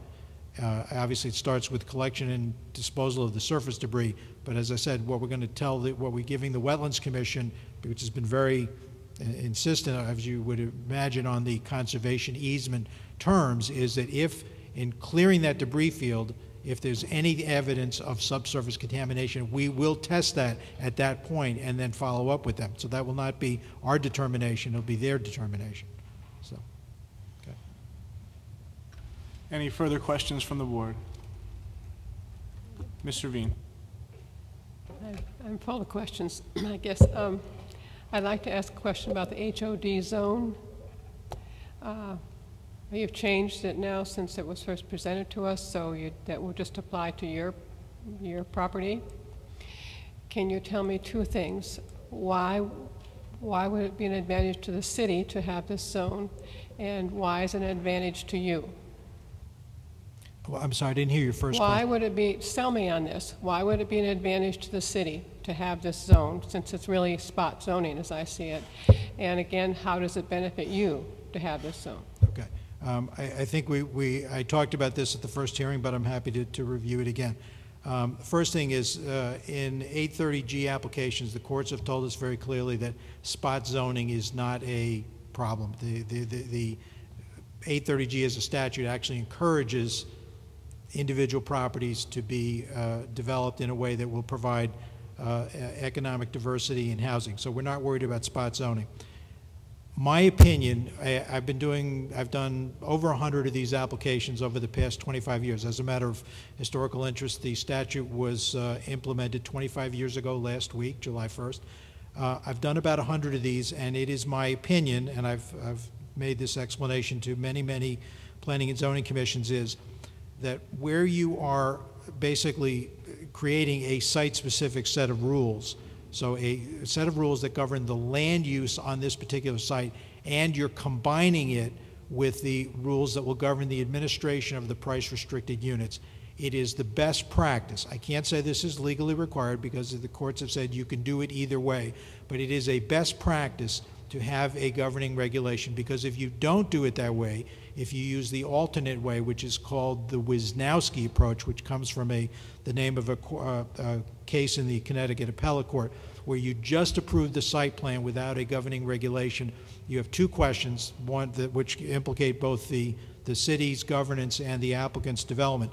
One is it a conforming use? Suppose we get into a situation where, there's one building that, is flooded or damaged or destroyed. Do we then look to the non-conforming use regulations because it's not a conforming use? You don't want to get into that situation. You want to have a governing regulation in place so that everybody knows what is allowed and what is not allowed, and indeed whether in the future there might be a need for an expansion or even a variance. You have a governing set of regulation. So that's the advantage to the city, is if you will, colloquially, everyone is on the same page as to what is allowed. The advantage to the applicant is that if we get into a situation of asking a lender for financing and someone like me has to write an opinion letter, does this conform to the zoning regulations? If there's no governing regulation, that is a very difficult question to answer. And so from a financing standpoint, having a regulation in place benefits the applicant. But it's a benefit to both the city and the applicant and the enforcement structure if that's necessary. And again, there's probably 60 developments of this type around the state where we have put in a governing regulation. It's worked very well. This is not something we invented for this application. It's a practice that we have used very successfully in many applications around the state. Any further questions from the board? Mr. Nickel. Yeah, I'm a little bit confused on the new scenario over there for secondary access or so-called emergency access roads that are approved or were discussed by the fire department. I would like to know if and when that was done, and will they drive their equipment over those access roads? John Gilmore for the record. There's been no specific discussions with respect to the use of these roads for access. I can tell you that each of these are paved roadways and would be accessible for emergency vehicles for those particular facilities. So for instance, the front building, that site drive would be accessible for fire apparatus for that building, and it could be used to access our site if necessary. The same thing with this. We proposed this to be an emergency access drive. There's been some discussion as to whether it is or it isn't, or could be used or would be used. We simply proposed it. I don't believe it's necessary because we have access off of Wheeler's Farm and a secondary access adjacent to it on adjacent property. And as I say, there are multiple. We do not have the fire department's blessing on those access roads to drive equipment over them. That was my question. We have the fire department's blessing on the site plan. These were not proposed. These were developed in large because of the concerns that this commission had, not the fire department's. Will the fire department drive over those access roads, emergency roads, or whatever you want to call them? That's very easy. Yes or no? They haven't weighed in on it, but my opinion is they will. They will take any reason to get any access to the site. It's a paved roadway. They will access that if this part of the roadway is out of service. They will access in any manner or form on any paved surface. I can almost assure you of that. Right, and we need to maintain this sanitary sewer easement to the standards for heavy construction.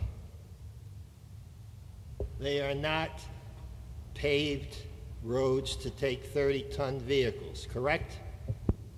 They are paved parking lots.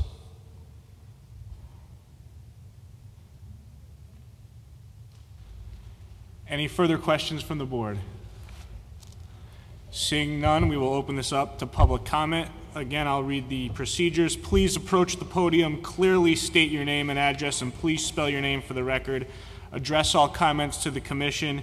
If your comments have been previously presented, please refrain from repeating. Simply say you agree with what was said before you. Be as clear and succinct as possible, and please try to keep your comments under 3 minutes. If you're in favor of this application, please come to the podium.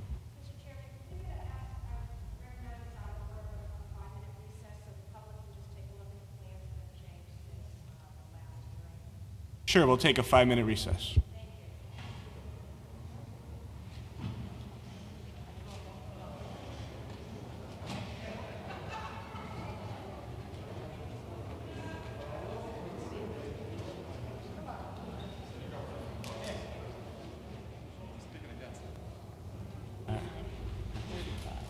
Thank you. We're back on the record.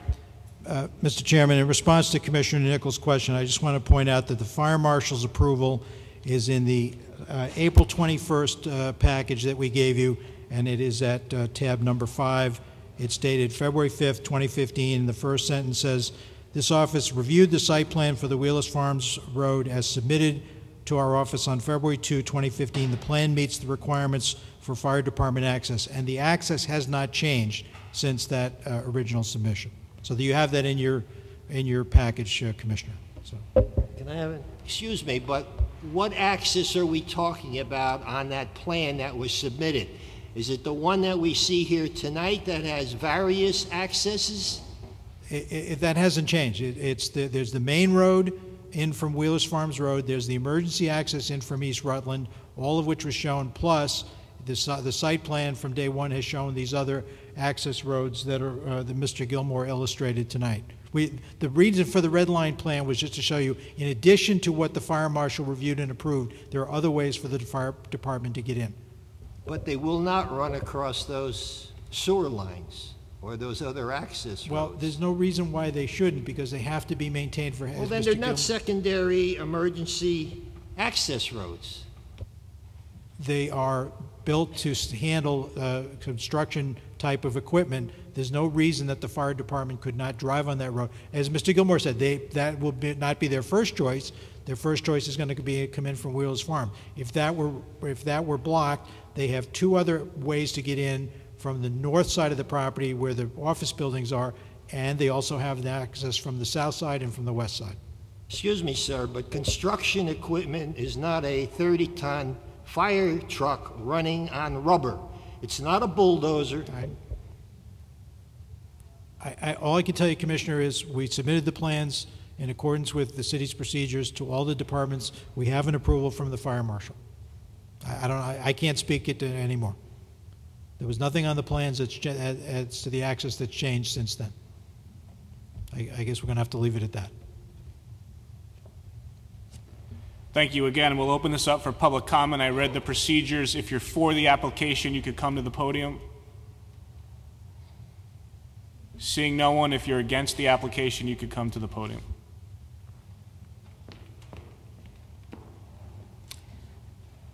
Dear Planning and Zoning Board members. I'm sorry, just for the record, could you just please state your name and spell your name? Yes, my name is June O'Connell, and I live at 102 East Rutland Road, Milford. First, I'd like to submit the minutes of the June 8th, 2015 Police Commission hearing. This will document the fact that our Police Commission unanimously denied approval of this development due to parking safety issues.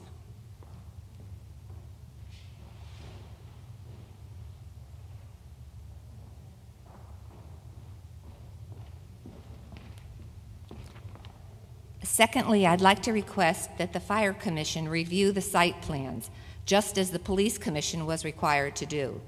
This project is a major development with many safety problems.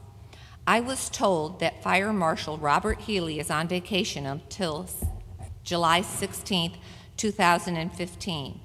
He had previously told me he would not bring his vehicle down that access road. I asked at the fire station in Milford who would be the next in line since he was on vacation, and I was told to talk to the assistant fire marshal. I waited to speak with him, and he told me he had no idea what I was talking about, that he knew nothing about Wheeler's Woods. So I asked him if he was familiar with the new fire prevention code, but he said he didn't know what code I was talking about. I had been instructed by Bill Abbott, the Connecticut State Fire Marshal. He told me specifically to ask certain questions of our city fire marshal, but I wasn't able to do it because he was on vacation. I have since learned that Mr. Healy is retiring and he will not be back from vacation. And since nobody knows about these plans or the new code or all of the many, many changes made by the developer, Mr. Healy did not even see any of the revisions that were made. That's why we need the Fire Commission involved with this decision. Please, could you request that, or could we request that of you to have them review the application? Sure. Staff, is there a procedure for that? When we received the updated plans from the applicant, those plans were referred out to the various city departments for their re-comments, and that includes the fire department. And have they responded yet? No, I believe we received the plans on Friday, and they were then circulated to those departments, so they probably got them Monday. And Mr. Healy is still on vacation, and then he's retired. Do you know if is that going to be an issue with their ability to respond? All I can tell you is in the past, when we've had multiple changes in fire marshals over the years through retirements, there is always someone on staff there who can do plan reviews. So I would expect that someone on their staff would be reviewing these plans and reporting back to us. I specifically asked who would be reviewing the plan, and he told me that since Robert Healy signed off on the plans, that's who I need to talk to. I asked him if he doesn't come back in time. I didn't realize at that time he was retired, but I asked at that time if he didn't come back in time, who would be reviewing it. He said, I suppose I could. He said, but I'm busy working on another plan, so I don't have time for it now, and I don't know when I will. So that's why I'm respectfully asking you if you could please let the commission be the ones to hear and review the plans, especially in light of the fact that nobody there knew the codes or the changes or anything else. Well, to the extent we have the authority, we'll adopt your request and ask that the fire department review the plans and comment on the plans for the next meeting, which is July 21st. Thank you. And lastly, I was reading the Phase 1 environmental study, the one that they were just discussing and giving a lot of credence to, and I noticed how carefully their words were chosen. I'm going to give you a copy of it.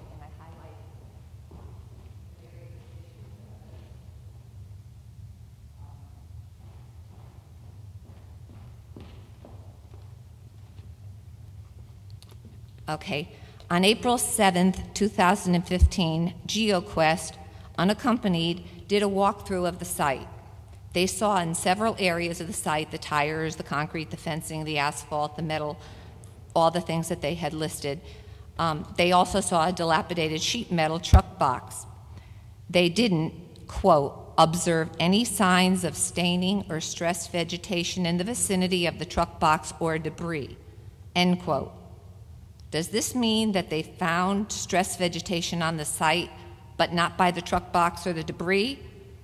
Or was it because on April 7th, 2015, the ground was still frozen and snow-covered and no vegetation, stressed or otherwise, was found? And I have documentation because Milford's Inland Wetlands canceled their site walk due to snow cover and safety concerns, so I'd like to give that for documentation.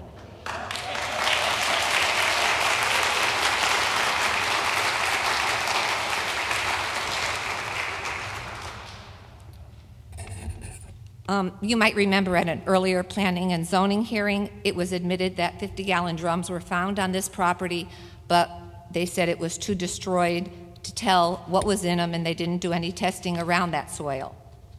Why were these not even mentioned or noted in their report? On the June 1st, 2015 Inland's Wetlands hearing, it was admitted that automobile parts were found in the wetlands and throughout the property. Why were these not mentioned in the report? On September 17th, 2004, a portion of 440 Wheelers Farms Road was subdivided. It became 0 Wheelers Farms Road. GeoQuest states none of the departments had any information with respect to the subdivision of the site from the surrounding parcel. That, too, is incorrect because I found it very easily when I went to the Planning and Zoning Department. They further state they checked the Milford Fire Marshal's office for information regarding underground storage tanks, notices of violation, or other environmentally pertinent information for this property. I quote, this they made a specific note of, quote, files are maintained based on street address and no file information was found for this site, end quote. This site address didn't even exist until September 17th, 2004, when they subdivided. Under prior environmental records in their report, quote, GeoQuest did not review any prior environmental reports for the site, end quote. Under the Connecticut Department of Energy and Environmental Protection files, it states, quote, limited search of selected documents, end quote. It also states there was no information available at the Connecticut Deep regarding this site. It didn't exist until September 17, 2004. GeoQuest requested a search of available environmental records for the subject property by Environmental Data Resources. Their findings, and I quote, The subject property is not listed on any databases searched by EDR, end quote. Again, it's because the site didn't exist until September 17th, 2004. They even made note under the Connecticut Property Transfer Act, based on the information review, GeoQuest believes this property would not be considered an establishment under the Transfer Act. However, this should be confirmed by council prior to any transfer of the property. Under their conclusions and recommendations, due to the former agricultural activities at the site, the potential presence of residual pesticides exists in the soils, in the site soils. They recommend a subsurface investigation to determine the current soil quality on site. In my opinion, this report contains incomplete, misleading, and false information. They admit no prior environmental reports were reviewed from the site, and I feel that it's absolutely necessary that at the very least deep soil testing be done throughout this property, as well as further investigation into whether or not the Transfer Act should have been enabled. Our wetlands, as well as 2 watersheds, need to be protected. Our wells and our septic systems could very well be contaminated. And Mr. Gilmore, he stated that if there was any soil contamination, it would have been taken care of in the 80s. It couldn't, because the site didn't exist until September of 2004. So I'd like to ask you to please protect the health and safety of the citizens of Milford. We're asking for your help. Thank you very much, and please deny this application. Thank you.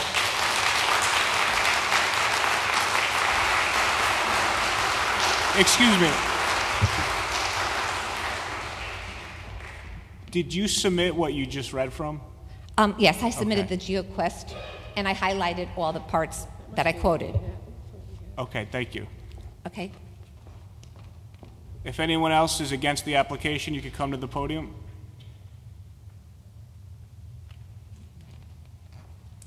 My name is Michael O'Connell. I live at 102 East Rutland Road.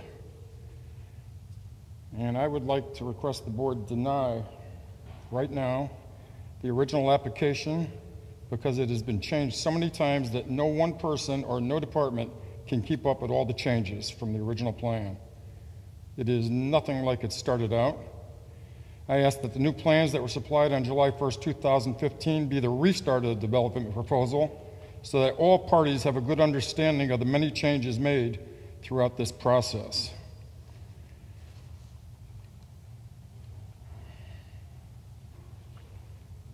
I just want to hit a couple notes before I forget them. They talked about this property when it was dug up back in the 80s, if there was any problems that they would have dealt with them at that time. That's not true. You know, back in the 80s, we had different laws. People ignored things. They didn't report. And from what I understand, back at the time, if even an LEP discovered that there was contamination, they did not even have to report it unless it was going to interfere with the health and safety of the community, the people living around the property. Also, they talked about the aerial pictures taken of this property from, you know, literally generation to generation. And we were with the city engineer today, and Ms. Palumbo was also there. And Ms. Palumbo, in her own words, said, you know, these pictures are taken every 12, 15 years, and that the vegetation had grown in so much, there could have been cars underneath the trees that you couldn't even have seen from an aerial view. All right. Number 2, I'd like to follow up with my wife's comments about the fire department and their approval or disapproval. And I also am wondering who is going to actually assess the new proposal that is being brought in front of them. Do they have the credentials and the credibility to actually make a decision on this change, which is one of many? on this property. It was put in the original plans that this was going to be an emergency access road on the East Rutland Road. It was never intended, ever, to be an emergency access road. It was lettered that way on the plans so that any committee that got these plans thought this would be a paved road with access for emergency vehicles onto the property. That was never the case. It was never intended to be asphalted and be able to carry the weight of a fire truck. I would have to question, even if there was a catastrophe going on there, if the police department would actually use that road. So I'm very curious as to who is going to make the decision on the new plans. And I would like to know what regulations were used for the site plan reviews.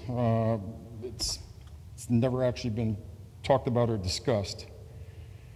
I'd like everybody to know that I was very active back when Avalon Apartments were going through this board and all the hearings that they had gone through. And I want to point out that Avalon was denied for not having two means of egress, among other things. Are we using the same standards that Avalon used when they were looking to develop this property? Or are we different from the standards that were used for them? We should not be different. We feel as neighbors that the Planning and Zoning Board should take action on this proposal and that these matters need and should be investigated. The ladder truck that would be required on the site cannot operate safely even in the parking lot, the parking lot that they're proposing once it gets into the property because of the amount of room that it needs in order to set up in order to be able to get to the third floor of the properties. There's not enough room in between parked cars in the parking lot to actually set this truck up, put out its pylons, and be able to stabilize the truck in an effort to fight a fire. There's just simply not enough room. And all you need to do is take dimensions and ask the fire department themselves, will this actually work?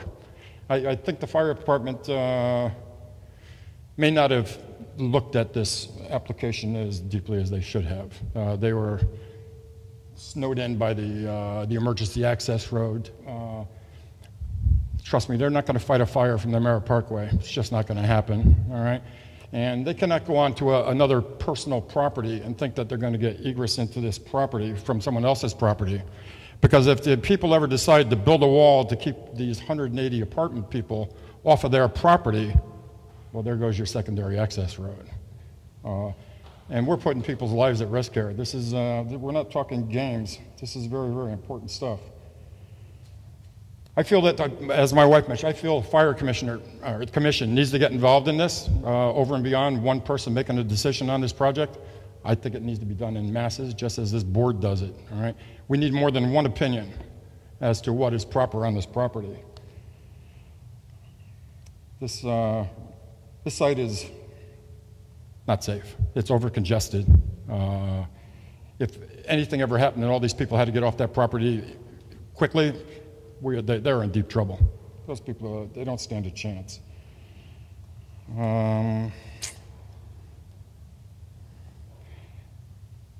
Onto the traffic study. All right, the traffic study was done back in February. Probably the worst time of the year you could have done a traffic study. And they did not even include East Rutland Road on their radar, all right? East Rutland Road is 0.2 of a mile away from the entrance to this community, for lack of a better word. East Rutland Road, besides the entrance from High Street onto Wheelers Farm Road, which is just a continuation, East Rutland Road is the busiest intersection on Wheelers Farm Road, by far, all right?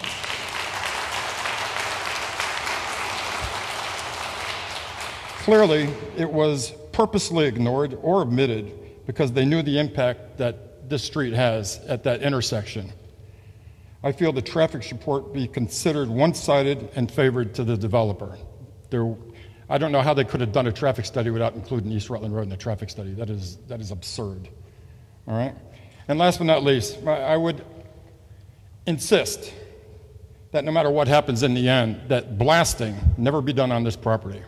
It will affect people's wells, it will affect their septic systems, it will affect the wetlands, it will affect the wildlife in the wetlands. Blasting should not be done. In the city of Westport, they had big issues over this, and the city of Westport would not let developers blast. They made them drill in order to get ledge out of the property. And I insist that this board, no matter what happens in the end, not let blasting happen on this project. Thank you for your time.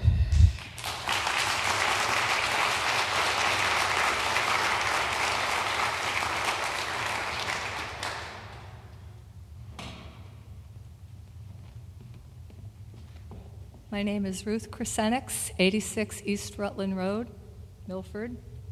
I have two things I want to discuss. The first one is I am requesting an archaeological study to be done on the 26-acre property referred to as Wheeler's Woods.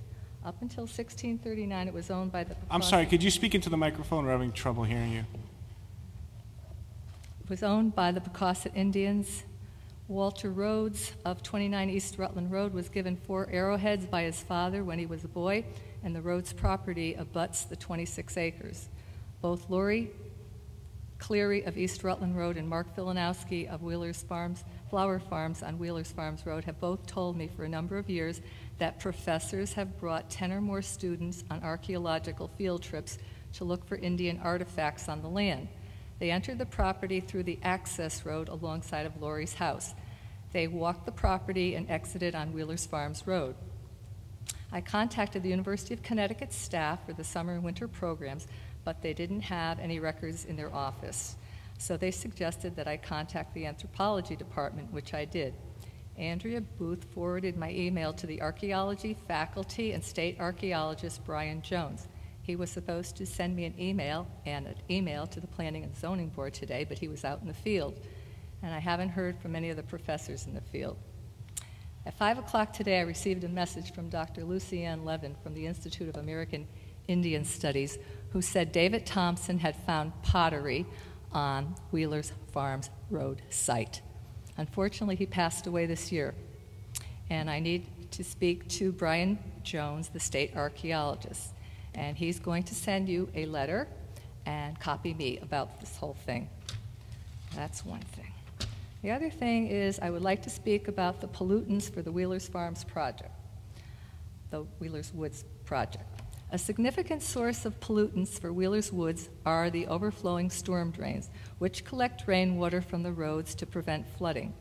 Michael O'Connell, who spoke at the wetlands meeting, pointed out how wet that area gets whenever it rains. There are 352 or 478 parking spaces designated for the 180 apartments. The new design plan still has 352 spaces, though 478 are required by the city statute. That's a lot of pavement in addition to the roads going into this area. Many things wash into the storm drains with the rainwater. Fertilizer, pesticides, salt on the roads after snowstorms, trash, leaves, oil, gasoline that's stripped onto the road from the cars, and car soaps. Sometimes storm drains are a means for illegally dumping motor oil, paint, turpentine, antifreeze, and other toxic chemicals. The contents of storm drains do not have any treatment process. Sewage treatment plants are designed to treat gray water and sewage, not household hazardous waste. These storm drains would negatively impact the 2 wetlands, 4 vernal pools, 2 watersheds, the groundwater in the surrounding area, and especially East Rutland Road, which would be lower than Wheeler's Woods. In the last few years, we have gotten major snowstorms and storms like Sandy and Irene. The hazardous water would flow down from both the land and the overflowing storm drains and flood our streets. This is a definite safety issue for the residents' wells, property, and the roads. Please vote no to deny this project. I also would like to submit some video pictures that were taken by Michael Rhodes, and he's the last house on East Rutland Road before the stop sign, and I will be giving these pictures and turning them in. But this is from a rainstorm. This is also from the rainstorm. And this is what his property looks like from a rainstorm.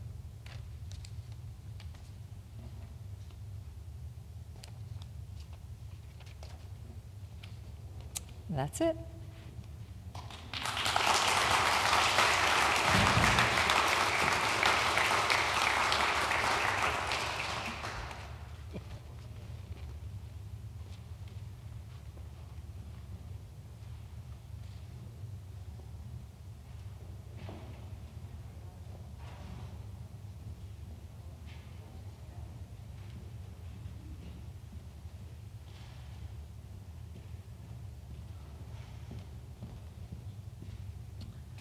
Good evening. I'm Gail Schlossberg. I live at 14 Honeysuckle Lane. I'm also the state senator for this city and this district. I just wanted to add my comment to those in opposition to this development. And in particular, I wanted to talk to you about the soil testing issue. You know, last week we had the Milford Inland Wetlands meeting, and at that time the applicant, well, tonight the applicant relied heavily on their Phase 1 and their LEP, and then also relied very heavily on Dr. Clemens, who is the Milford Inland Wetlands expert, on their opinion to suggest that there is no basis for additional soil testing. I got to tell you, I must have been in a different meeting. Because last week when we were at Milford Inland Wetlands, after the residents got up and they presented their evidence and their testimony about what was on that site and the discussion of the salvage and the discussion of the debris and the extensive discussion of the disturbances and excavation and how this was such a contaminated, such a disturbed site, I believe that was the word, there was more than enough evidence and more than enough basis at that point for Dr. Clemens to say that to request of the applicant to come back with a condition of approval at that time that they do additional deep soil testing. So tonight the applicant said to you, no, LEP and Dr. Clemens said we don't need to do anything. The meeting I was at, Dr. Clemens very clearly said, we want you to look at deep soil testing. What the applicant is now proposing has not been before the Inland Wetlands Commission, and although the applicant has represented that he spoke with Mary Rose Palumbo and she indicated that it was okay, Mary Rose is not here to testify to that, and certainly Inland Wetlands hasn't ruled on that at this time.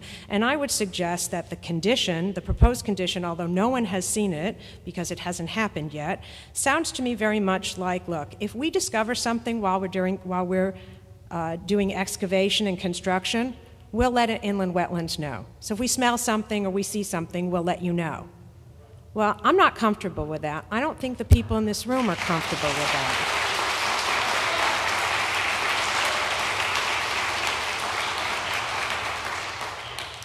You know, they talked about GeoQuest and doing their 6-inch testing for pesticides. And while that may be well and good for pesticides, it's certainly not enough for any other toxins.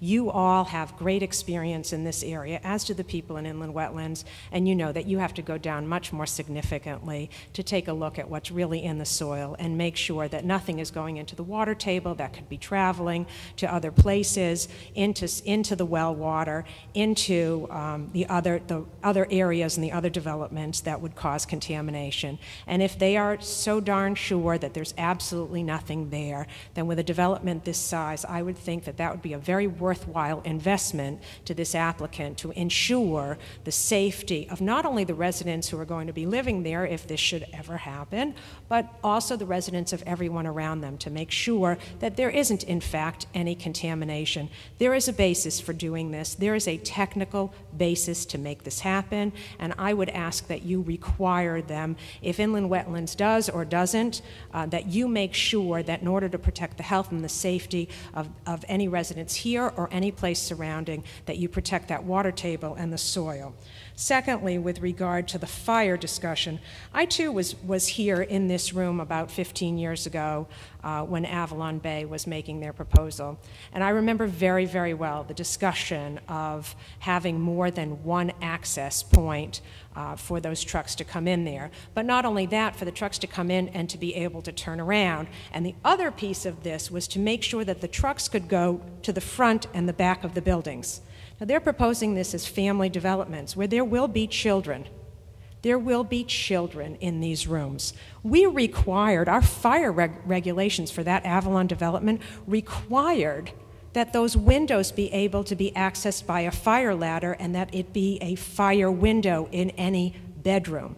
I don't see that here. I see on the backside here with those buildings, there's no way to get to the backside. If you've got a child in a back bedroom there is no way to get that child in or out. And I haven't heard that those are fire windows and that there's a requirement that there's a fire ladder for any child on the backside of that. I don't know how we are ensuring the safety of any children who could potentially be living in these bedrooms. That concerns me very significantly, and I appreciate the other people people who have brought that up, but I stood here 15 years ago, and we fought for the safety of any residents who are here now or who are coming here in our city, and we want to make sure that they are safe.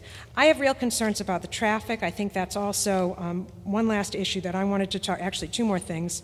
Traffic, I know that obviously there's been a lot of discussion about East Rutland, but I would also, another one of the big discussions we had at Avalon Bay was the traffic getting on and off the parkway, and as you heard the applicant's expert talked about the traffic impact, that the major way they will be that these 180, the people who are living in these 180 units will be traveling, will be on and off the parkway.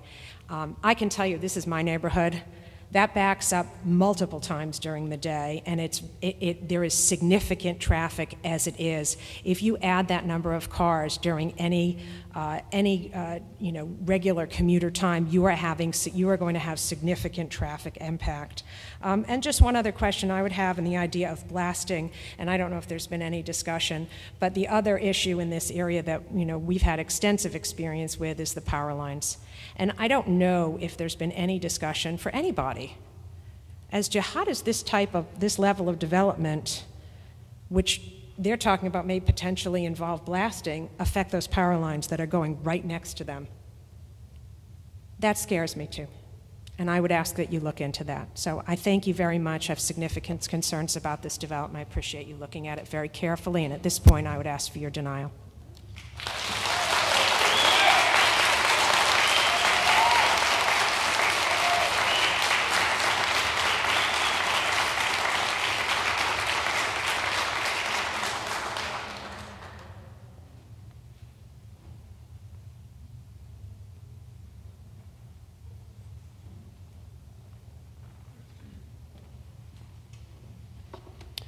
Hello, I'm L.J. Werdelich. I live at 186 Oak Ridge Lane in Milford. And I want to echo... Could you please spell your last name? Sure. It's Wertalik.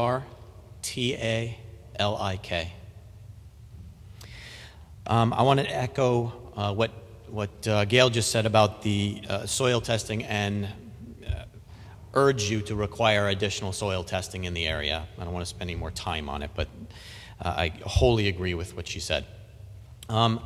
Two other items occurred to me directly with respect to the traffic. I haven't heard anybody talk about the applicant, and the discussions that have occurred have been exclusively around automobile traffic. Well, the access road that goes to East Rutland Road is going to become a natural default path for any walkers, bikers, runners who want to leave or enter the development area and go for a ride, go for a run, go for a walk. They're not going to go naturally out to Wheeler's Farms Road. That's not going to be their most direct route. They're going to take that access road, and they're going to start walking, biking, and running on East Rutland Road, which is already a narrow, treacherous road. I'm concerned that we're going to start to see pedestrian automobile accidents, cars striking pedestrians, cars striking cyclists, cars striking runners. I haven't heard any discussion of that, and I think we really ought to look much more seriously into the secondary impact, not just car traffic, but the fact that people are going to be living in this area, and that access road is going to provide them, in essence, incentive that they're going to use that access road for recreation to access other parts of the area. Secondly, there's been a number of references to the bus shelter on the site. I haven't heard any. It occurs to me that that means that there are going to be buses in and out here. Have there been any discussions with the city's transportation officials about what those bus routes are going to be, about where bus stops are going to be, about the impact of the bus traffic along not only Wheeler's Farms Road, but also East Rutland Road? Because again, to access other parts of the city, there are going to be times when that's the most convenient route. So I would request that a significant amount of investigation hasn't been done in those two areas with respect to traffic in the area. And I would request that that become an obligatory part of the applicant's submissions. Thank you.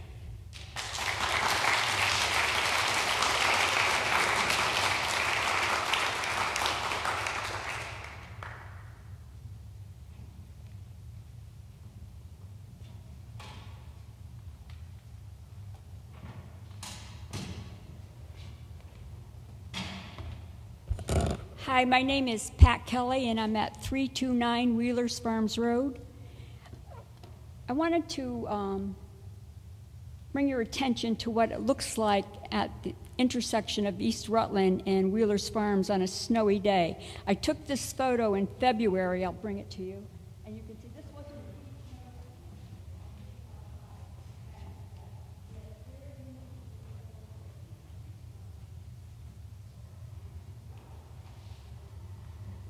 There is very limited visibility leaving East Rutland, or for that matter, my driveway. We have. Are you submitting this? Yes, definitely. I want to bring that to your attention. The other thing I want to show you, this is a photo that I took sitting in my car during a serious storm where we were getting more than an inch of rain an hour. And this is my property being flooded because the storm drains on Wheelers Farms fail.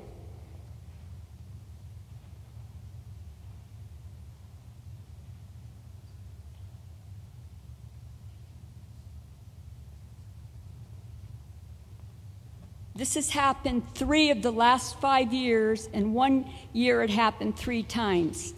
And my property gets flooded from 337 and from the church parking lot. The water comes down Wheelers Farms because the storm drains are overwhelmed, and it enters their driveways and it floods my property. There's just nowhere for the water to go when we have that kind of intensity. And it's going to impact this project, and it's going to impact the water table on East Rutland.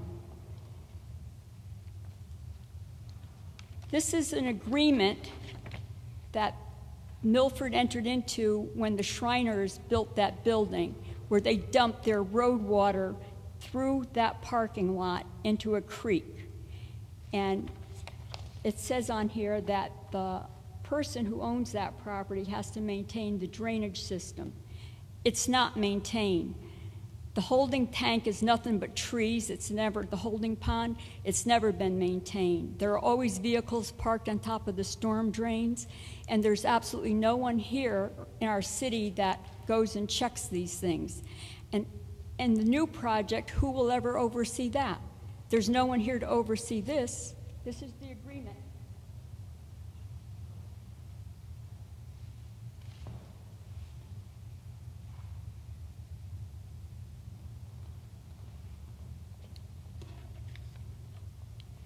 And I wanted to bring to your attention the fact that we're having a problem in our neighborhood with the environment. I don't know how many of you live in that area or visit our area, but a lot of things have died. We have no bees. On a normal year, if you had daylilies, they would look like this after the blooms blossomed. But this is what ours look like because we have no pollinators. We also have a problem with the crows. They drop dead. Our bats are dead. We're losing the fox. The turtles have disappeared and the salamanders are disappearing. This project is definitely going to impact the ecosystem in our neighborhood, and it will impact the wildlife. This is a book about the wildlife.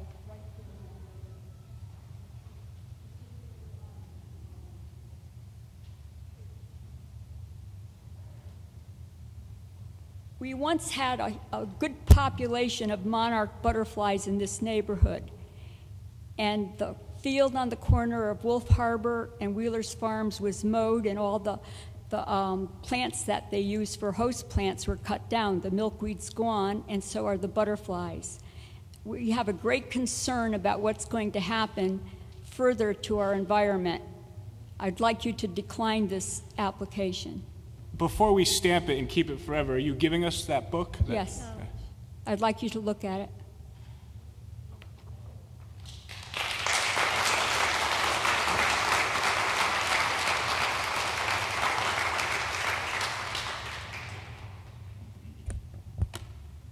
Hi, my name is Paul DiPrato, D-I-P-R-A-T-O, and I live at 166 East Rutland Road. I guess my major concern here is, I know that the statute 830G is kind of an overriding factor and mitigates really the risk that the applicant has before the zoning and planning board. But I guess what I just can't get through, and I keep thinking about this over and over again, is what is the benefit to this development to the city of Milford? I look at this and I think, okay, well, maybe more taxes, right? But probably offset by the amount of children that are going to our schools and infrastructure changes that need to be made in the future. I certainly hear a lot about the costs, both the soft costs and the hard costs, from all my neighbors and my friends in Milford. So as you make your decision, I know 830G stands in the way of things, but, let that take its course. I just want to ask you to think about what is the advantage that this applicant is bringing to the city of Milford. I just don't see it. Thank you.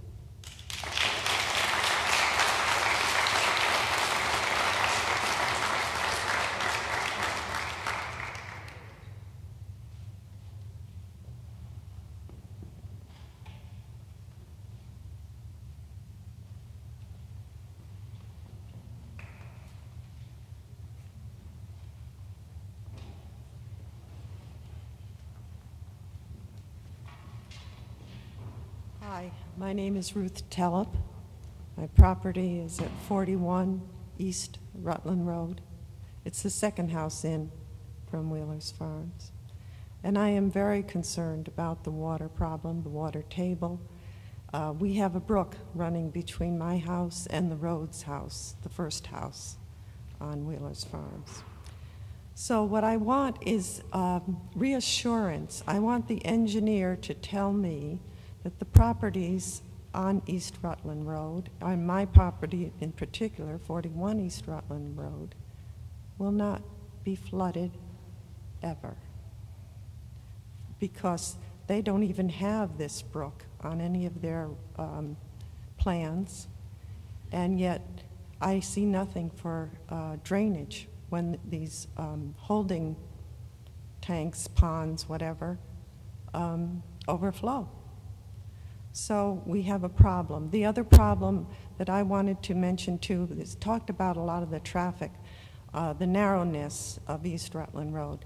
I have a fence in front of our property, and that fence in the last 10 years has been taken down 4 times. In the winter, there's not enough room for the school buses, for any kind of vehicle other than a regular car. And a lot of these cars today, or vehicles, are SUVs, etc. So I agree with everything everyone has said here. I would like my statement, especially to the engineer, I want him to state that my property will not be flooded. I want that down in writing, and not only for myself, but for all the other friends who are here. This needs to be denied, and with the 25 acres, it's 25 acre zoning, build houses.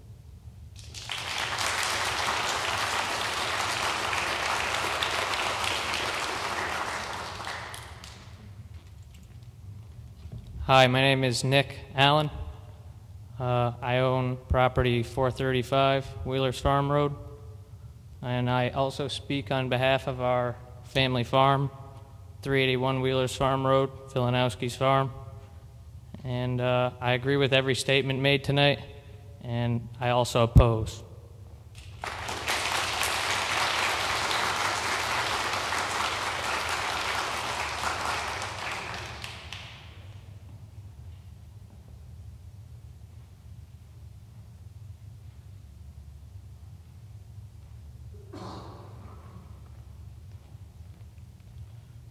My name is Todd Nichols. I live at 25 Chevelle Place. And to answer the gentleman's question about the economics of this, there is no benefit to this town. The rent checks are going to New Jersey. The affordable housing that's subsidized, those rent checks that are subsidized by the taxpayers, are going to New Jersey. They are not being spent in our community. They're not being spent in our town. As far as a traffic study goes, my wife has lived in this town her entire life. She's lived in that house at 25 Chevelle Place her entire life. She doesn't use the Milford connector for anything. Nobody goes up that way. You know why? There's no gas station up there. There's no services up there. There's nothing up there. Now, I heard a lot about their change in their site plan, but I didn't hear about parking spaces. And I understand the ordinance requires them to have over 400 parking spaces. So if you look at the math on it, it's very simple. There are 55 or 54 affordable units. There are 126 non-affordable. If you take those 55 and say they're one-car households, and you take the other 126 and say they're two, that's 306 cars right there. Now, how are the other people that live there going to get around? There's no bus service in that part of town because there's nothing up there. So those people are either going to take taxis, Uber, or they're going to have a car. So I don't understand how 400 and something cars has no impact on Wheelers Farms Road or East Rutland. In the afternoon, when Bick Drive empties out and all those businesses close and everybody takes East Rutland Road across to get to the Merritt, they can't get onto Wheelers Farms Road because of all the traffic coming out of Crown Corporate, from Merritt Woods, all the people coming up from Route 1 that are trying to avoid the 95 traffic and cutting over. East Rutland is the busiest road in North Milford because it's the only road that connects North Milford to the rest of Milford. All the other streets along Wheelers Farms Road are dead ends, except for Fresh Meadow. So there's no way across. It's either Wolf Harbor or East Rutland. That's the only way you're getting across town. So their traffic study, it's great that they did it based on census data, but not actual vehicle traffic data. And I think if you take a look at the actual vehicle numbers, you're going to see a big difference between the census data and the actual number of cars driving. They did it in February. That was the same week that school vacation. So there would have been fewer cars on the road, number one, because of all the snowstorms and the school cancellations and delays that week. Not to mention the kids who went on vacation who weren't around that week. So I think that the traffic data is flawed, seriously flawed. And this has changed so many times, and the stories that these guys have been given have changed so many times that nobody knows what's going on anymore. At the June 8th Police Commission meeting, when it was mentioned about the emergency access road on East Rutland, the Police Commission had absolutely no idea what that was. No idea. They didn't even know about it. So I think this whole thing needs to start from the beginning, and we need to get some truth out of these guys. Not just stories that change with the weather. That's all I have.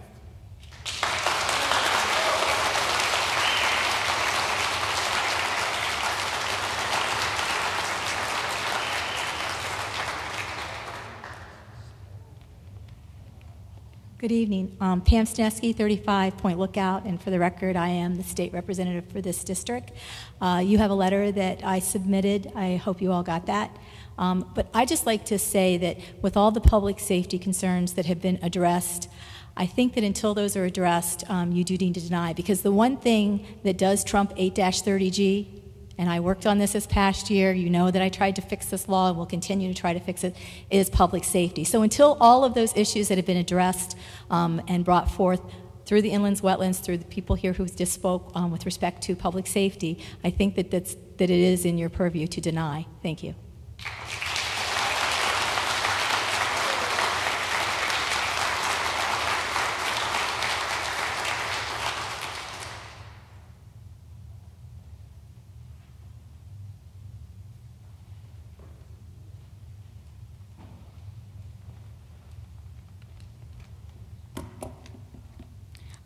Hi, my name is Danielle Burns. I'm a resident of 29 East Rutland Road. I wrote some testimony, but while I was sitting here, I did get an email back from the state archaeologist. And he kind of wrote it in a hurry because he was at work today, but he did say that if the project were to go through and they receive HUD funding, that they would have to initiate a process with the National Historic Preservation. And it says that, where is it? Significant archaeological sites may be expected in any undisturbed area with well-drained soils in the general vicinity of water. So one or more locations of historical significance could be present, and they also invited anyone on the board to give them a call to discuss some of the legal sections and the environmental stuff. So is there an email that I could forward this to so that the board has it? just this from You could forward it to the board clerk, and is that on the internet? board clerk? Okay, It's on the internet. If not, just call and we'll get it to you. sure. Okay, thank you.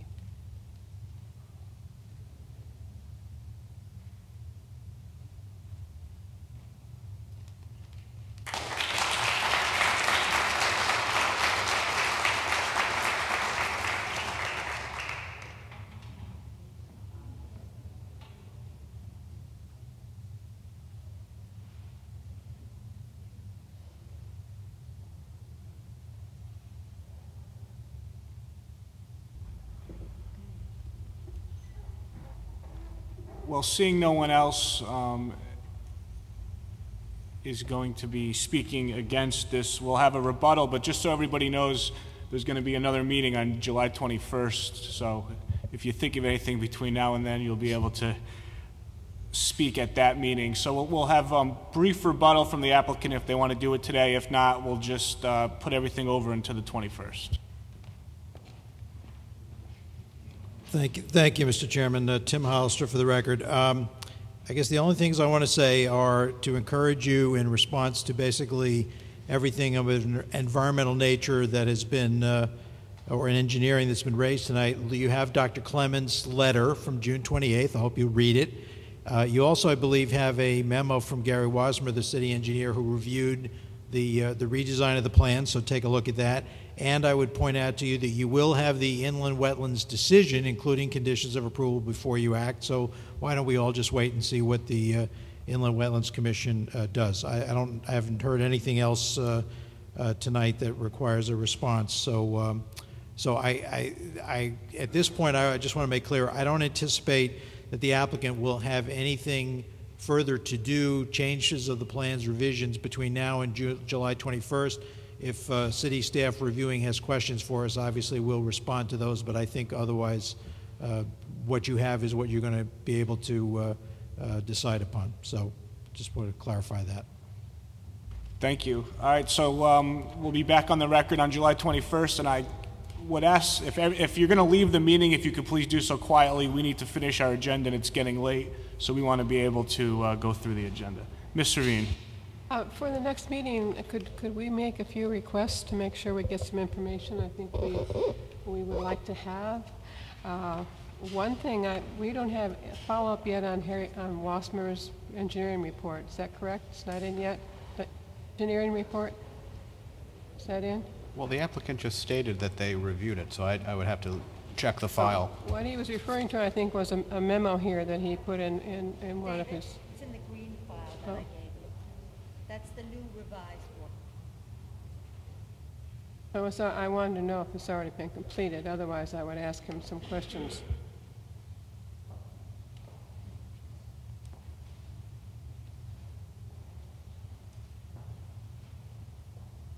On June 29th, Gary Wasmer, city engineer, reviewed the revised plans, and he sent a memo to Mary Rose Palumbo, the inland wetlands officer.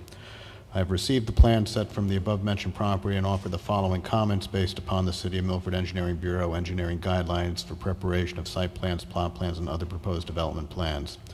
And basically, he says in two areas, there are no engineering department comments at this time. The applicant's consulting engineer has met or exceeded current hydrology design standards, and the engineer has met all city guidelines for stormwater management. So as far as the city engineer is concerned, the reconfigured plan conforms with our regulations.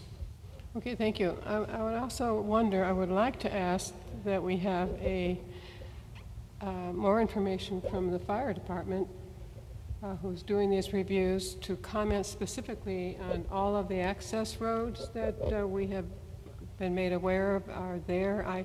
I personally don't feel comfortable with the information we have, and I would love to have it looked at again by the fire department for our next meeting. Again, the plans that were submitted, this latest set, have been referred to the fire department, and obviously whatever comments we get back from them will be forwarded to the board. We don't have those back yet. No, we do not.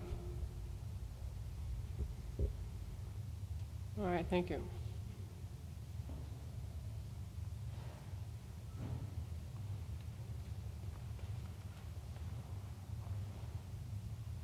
The next item on the agenda is liaison reports. Does anyone have a report? Mr. Mead? No meeting in between. No meeting. Regulation Subcommittee, Mr. Grant? Nothing until our next meeting, but seeing how this one's going to be go over. This take another couple of weeks to go over all the information I provided. I really don't want to make a next meeting extra any longer going over all those changes. So we'll go for the first of next month to vote on all the changes and deletions that I've submitted. Thank you. Next item on the agenda is approval of minutes. Anyone like to discuss the minutes or make a motion? Mr. Dolan? Motion to approve. I second. Any discussion on the minutes? All in favor? The next item on the agenda is Chair's report. I do not have a report at this time. The next item on the agenda is staff report. I actually have one item for you this evening.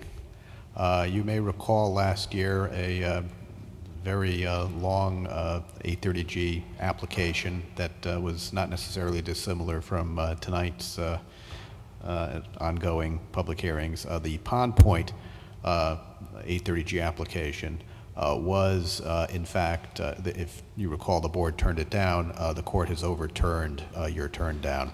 So they can come in at any time for a permit and build it as it was presented.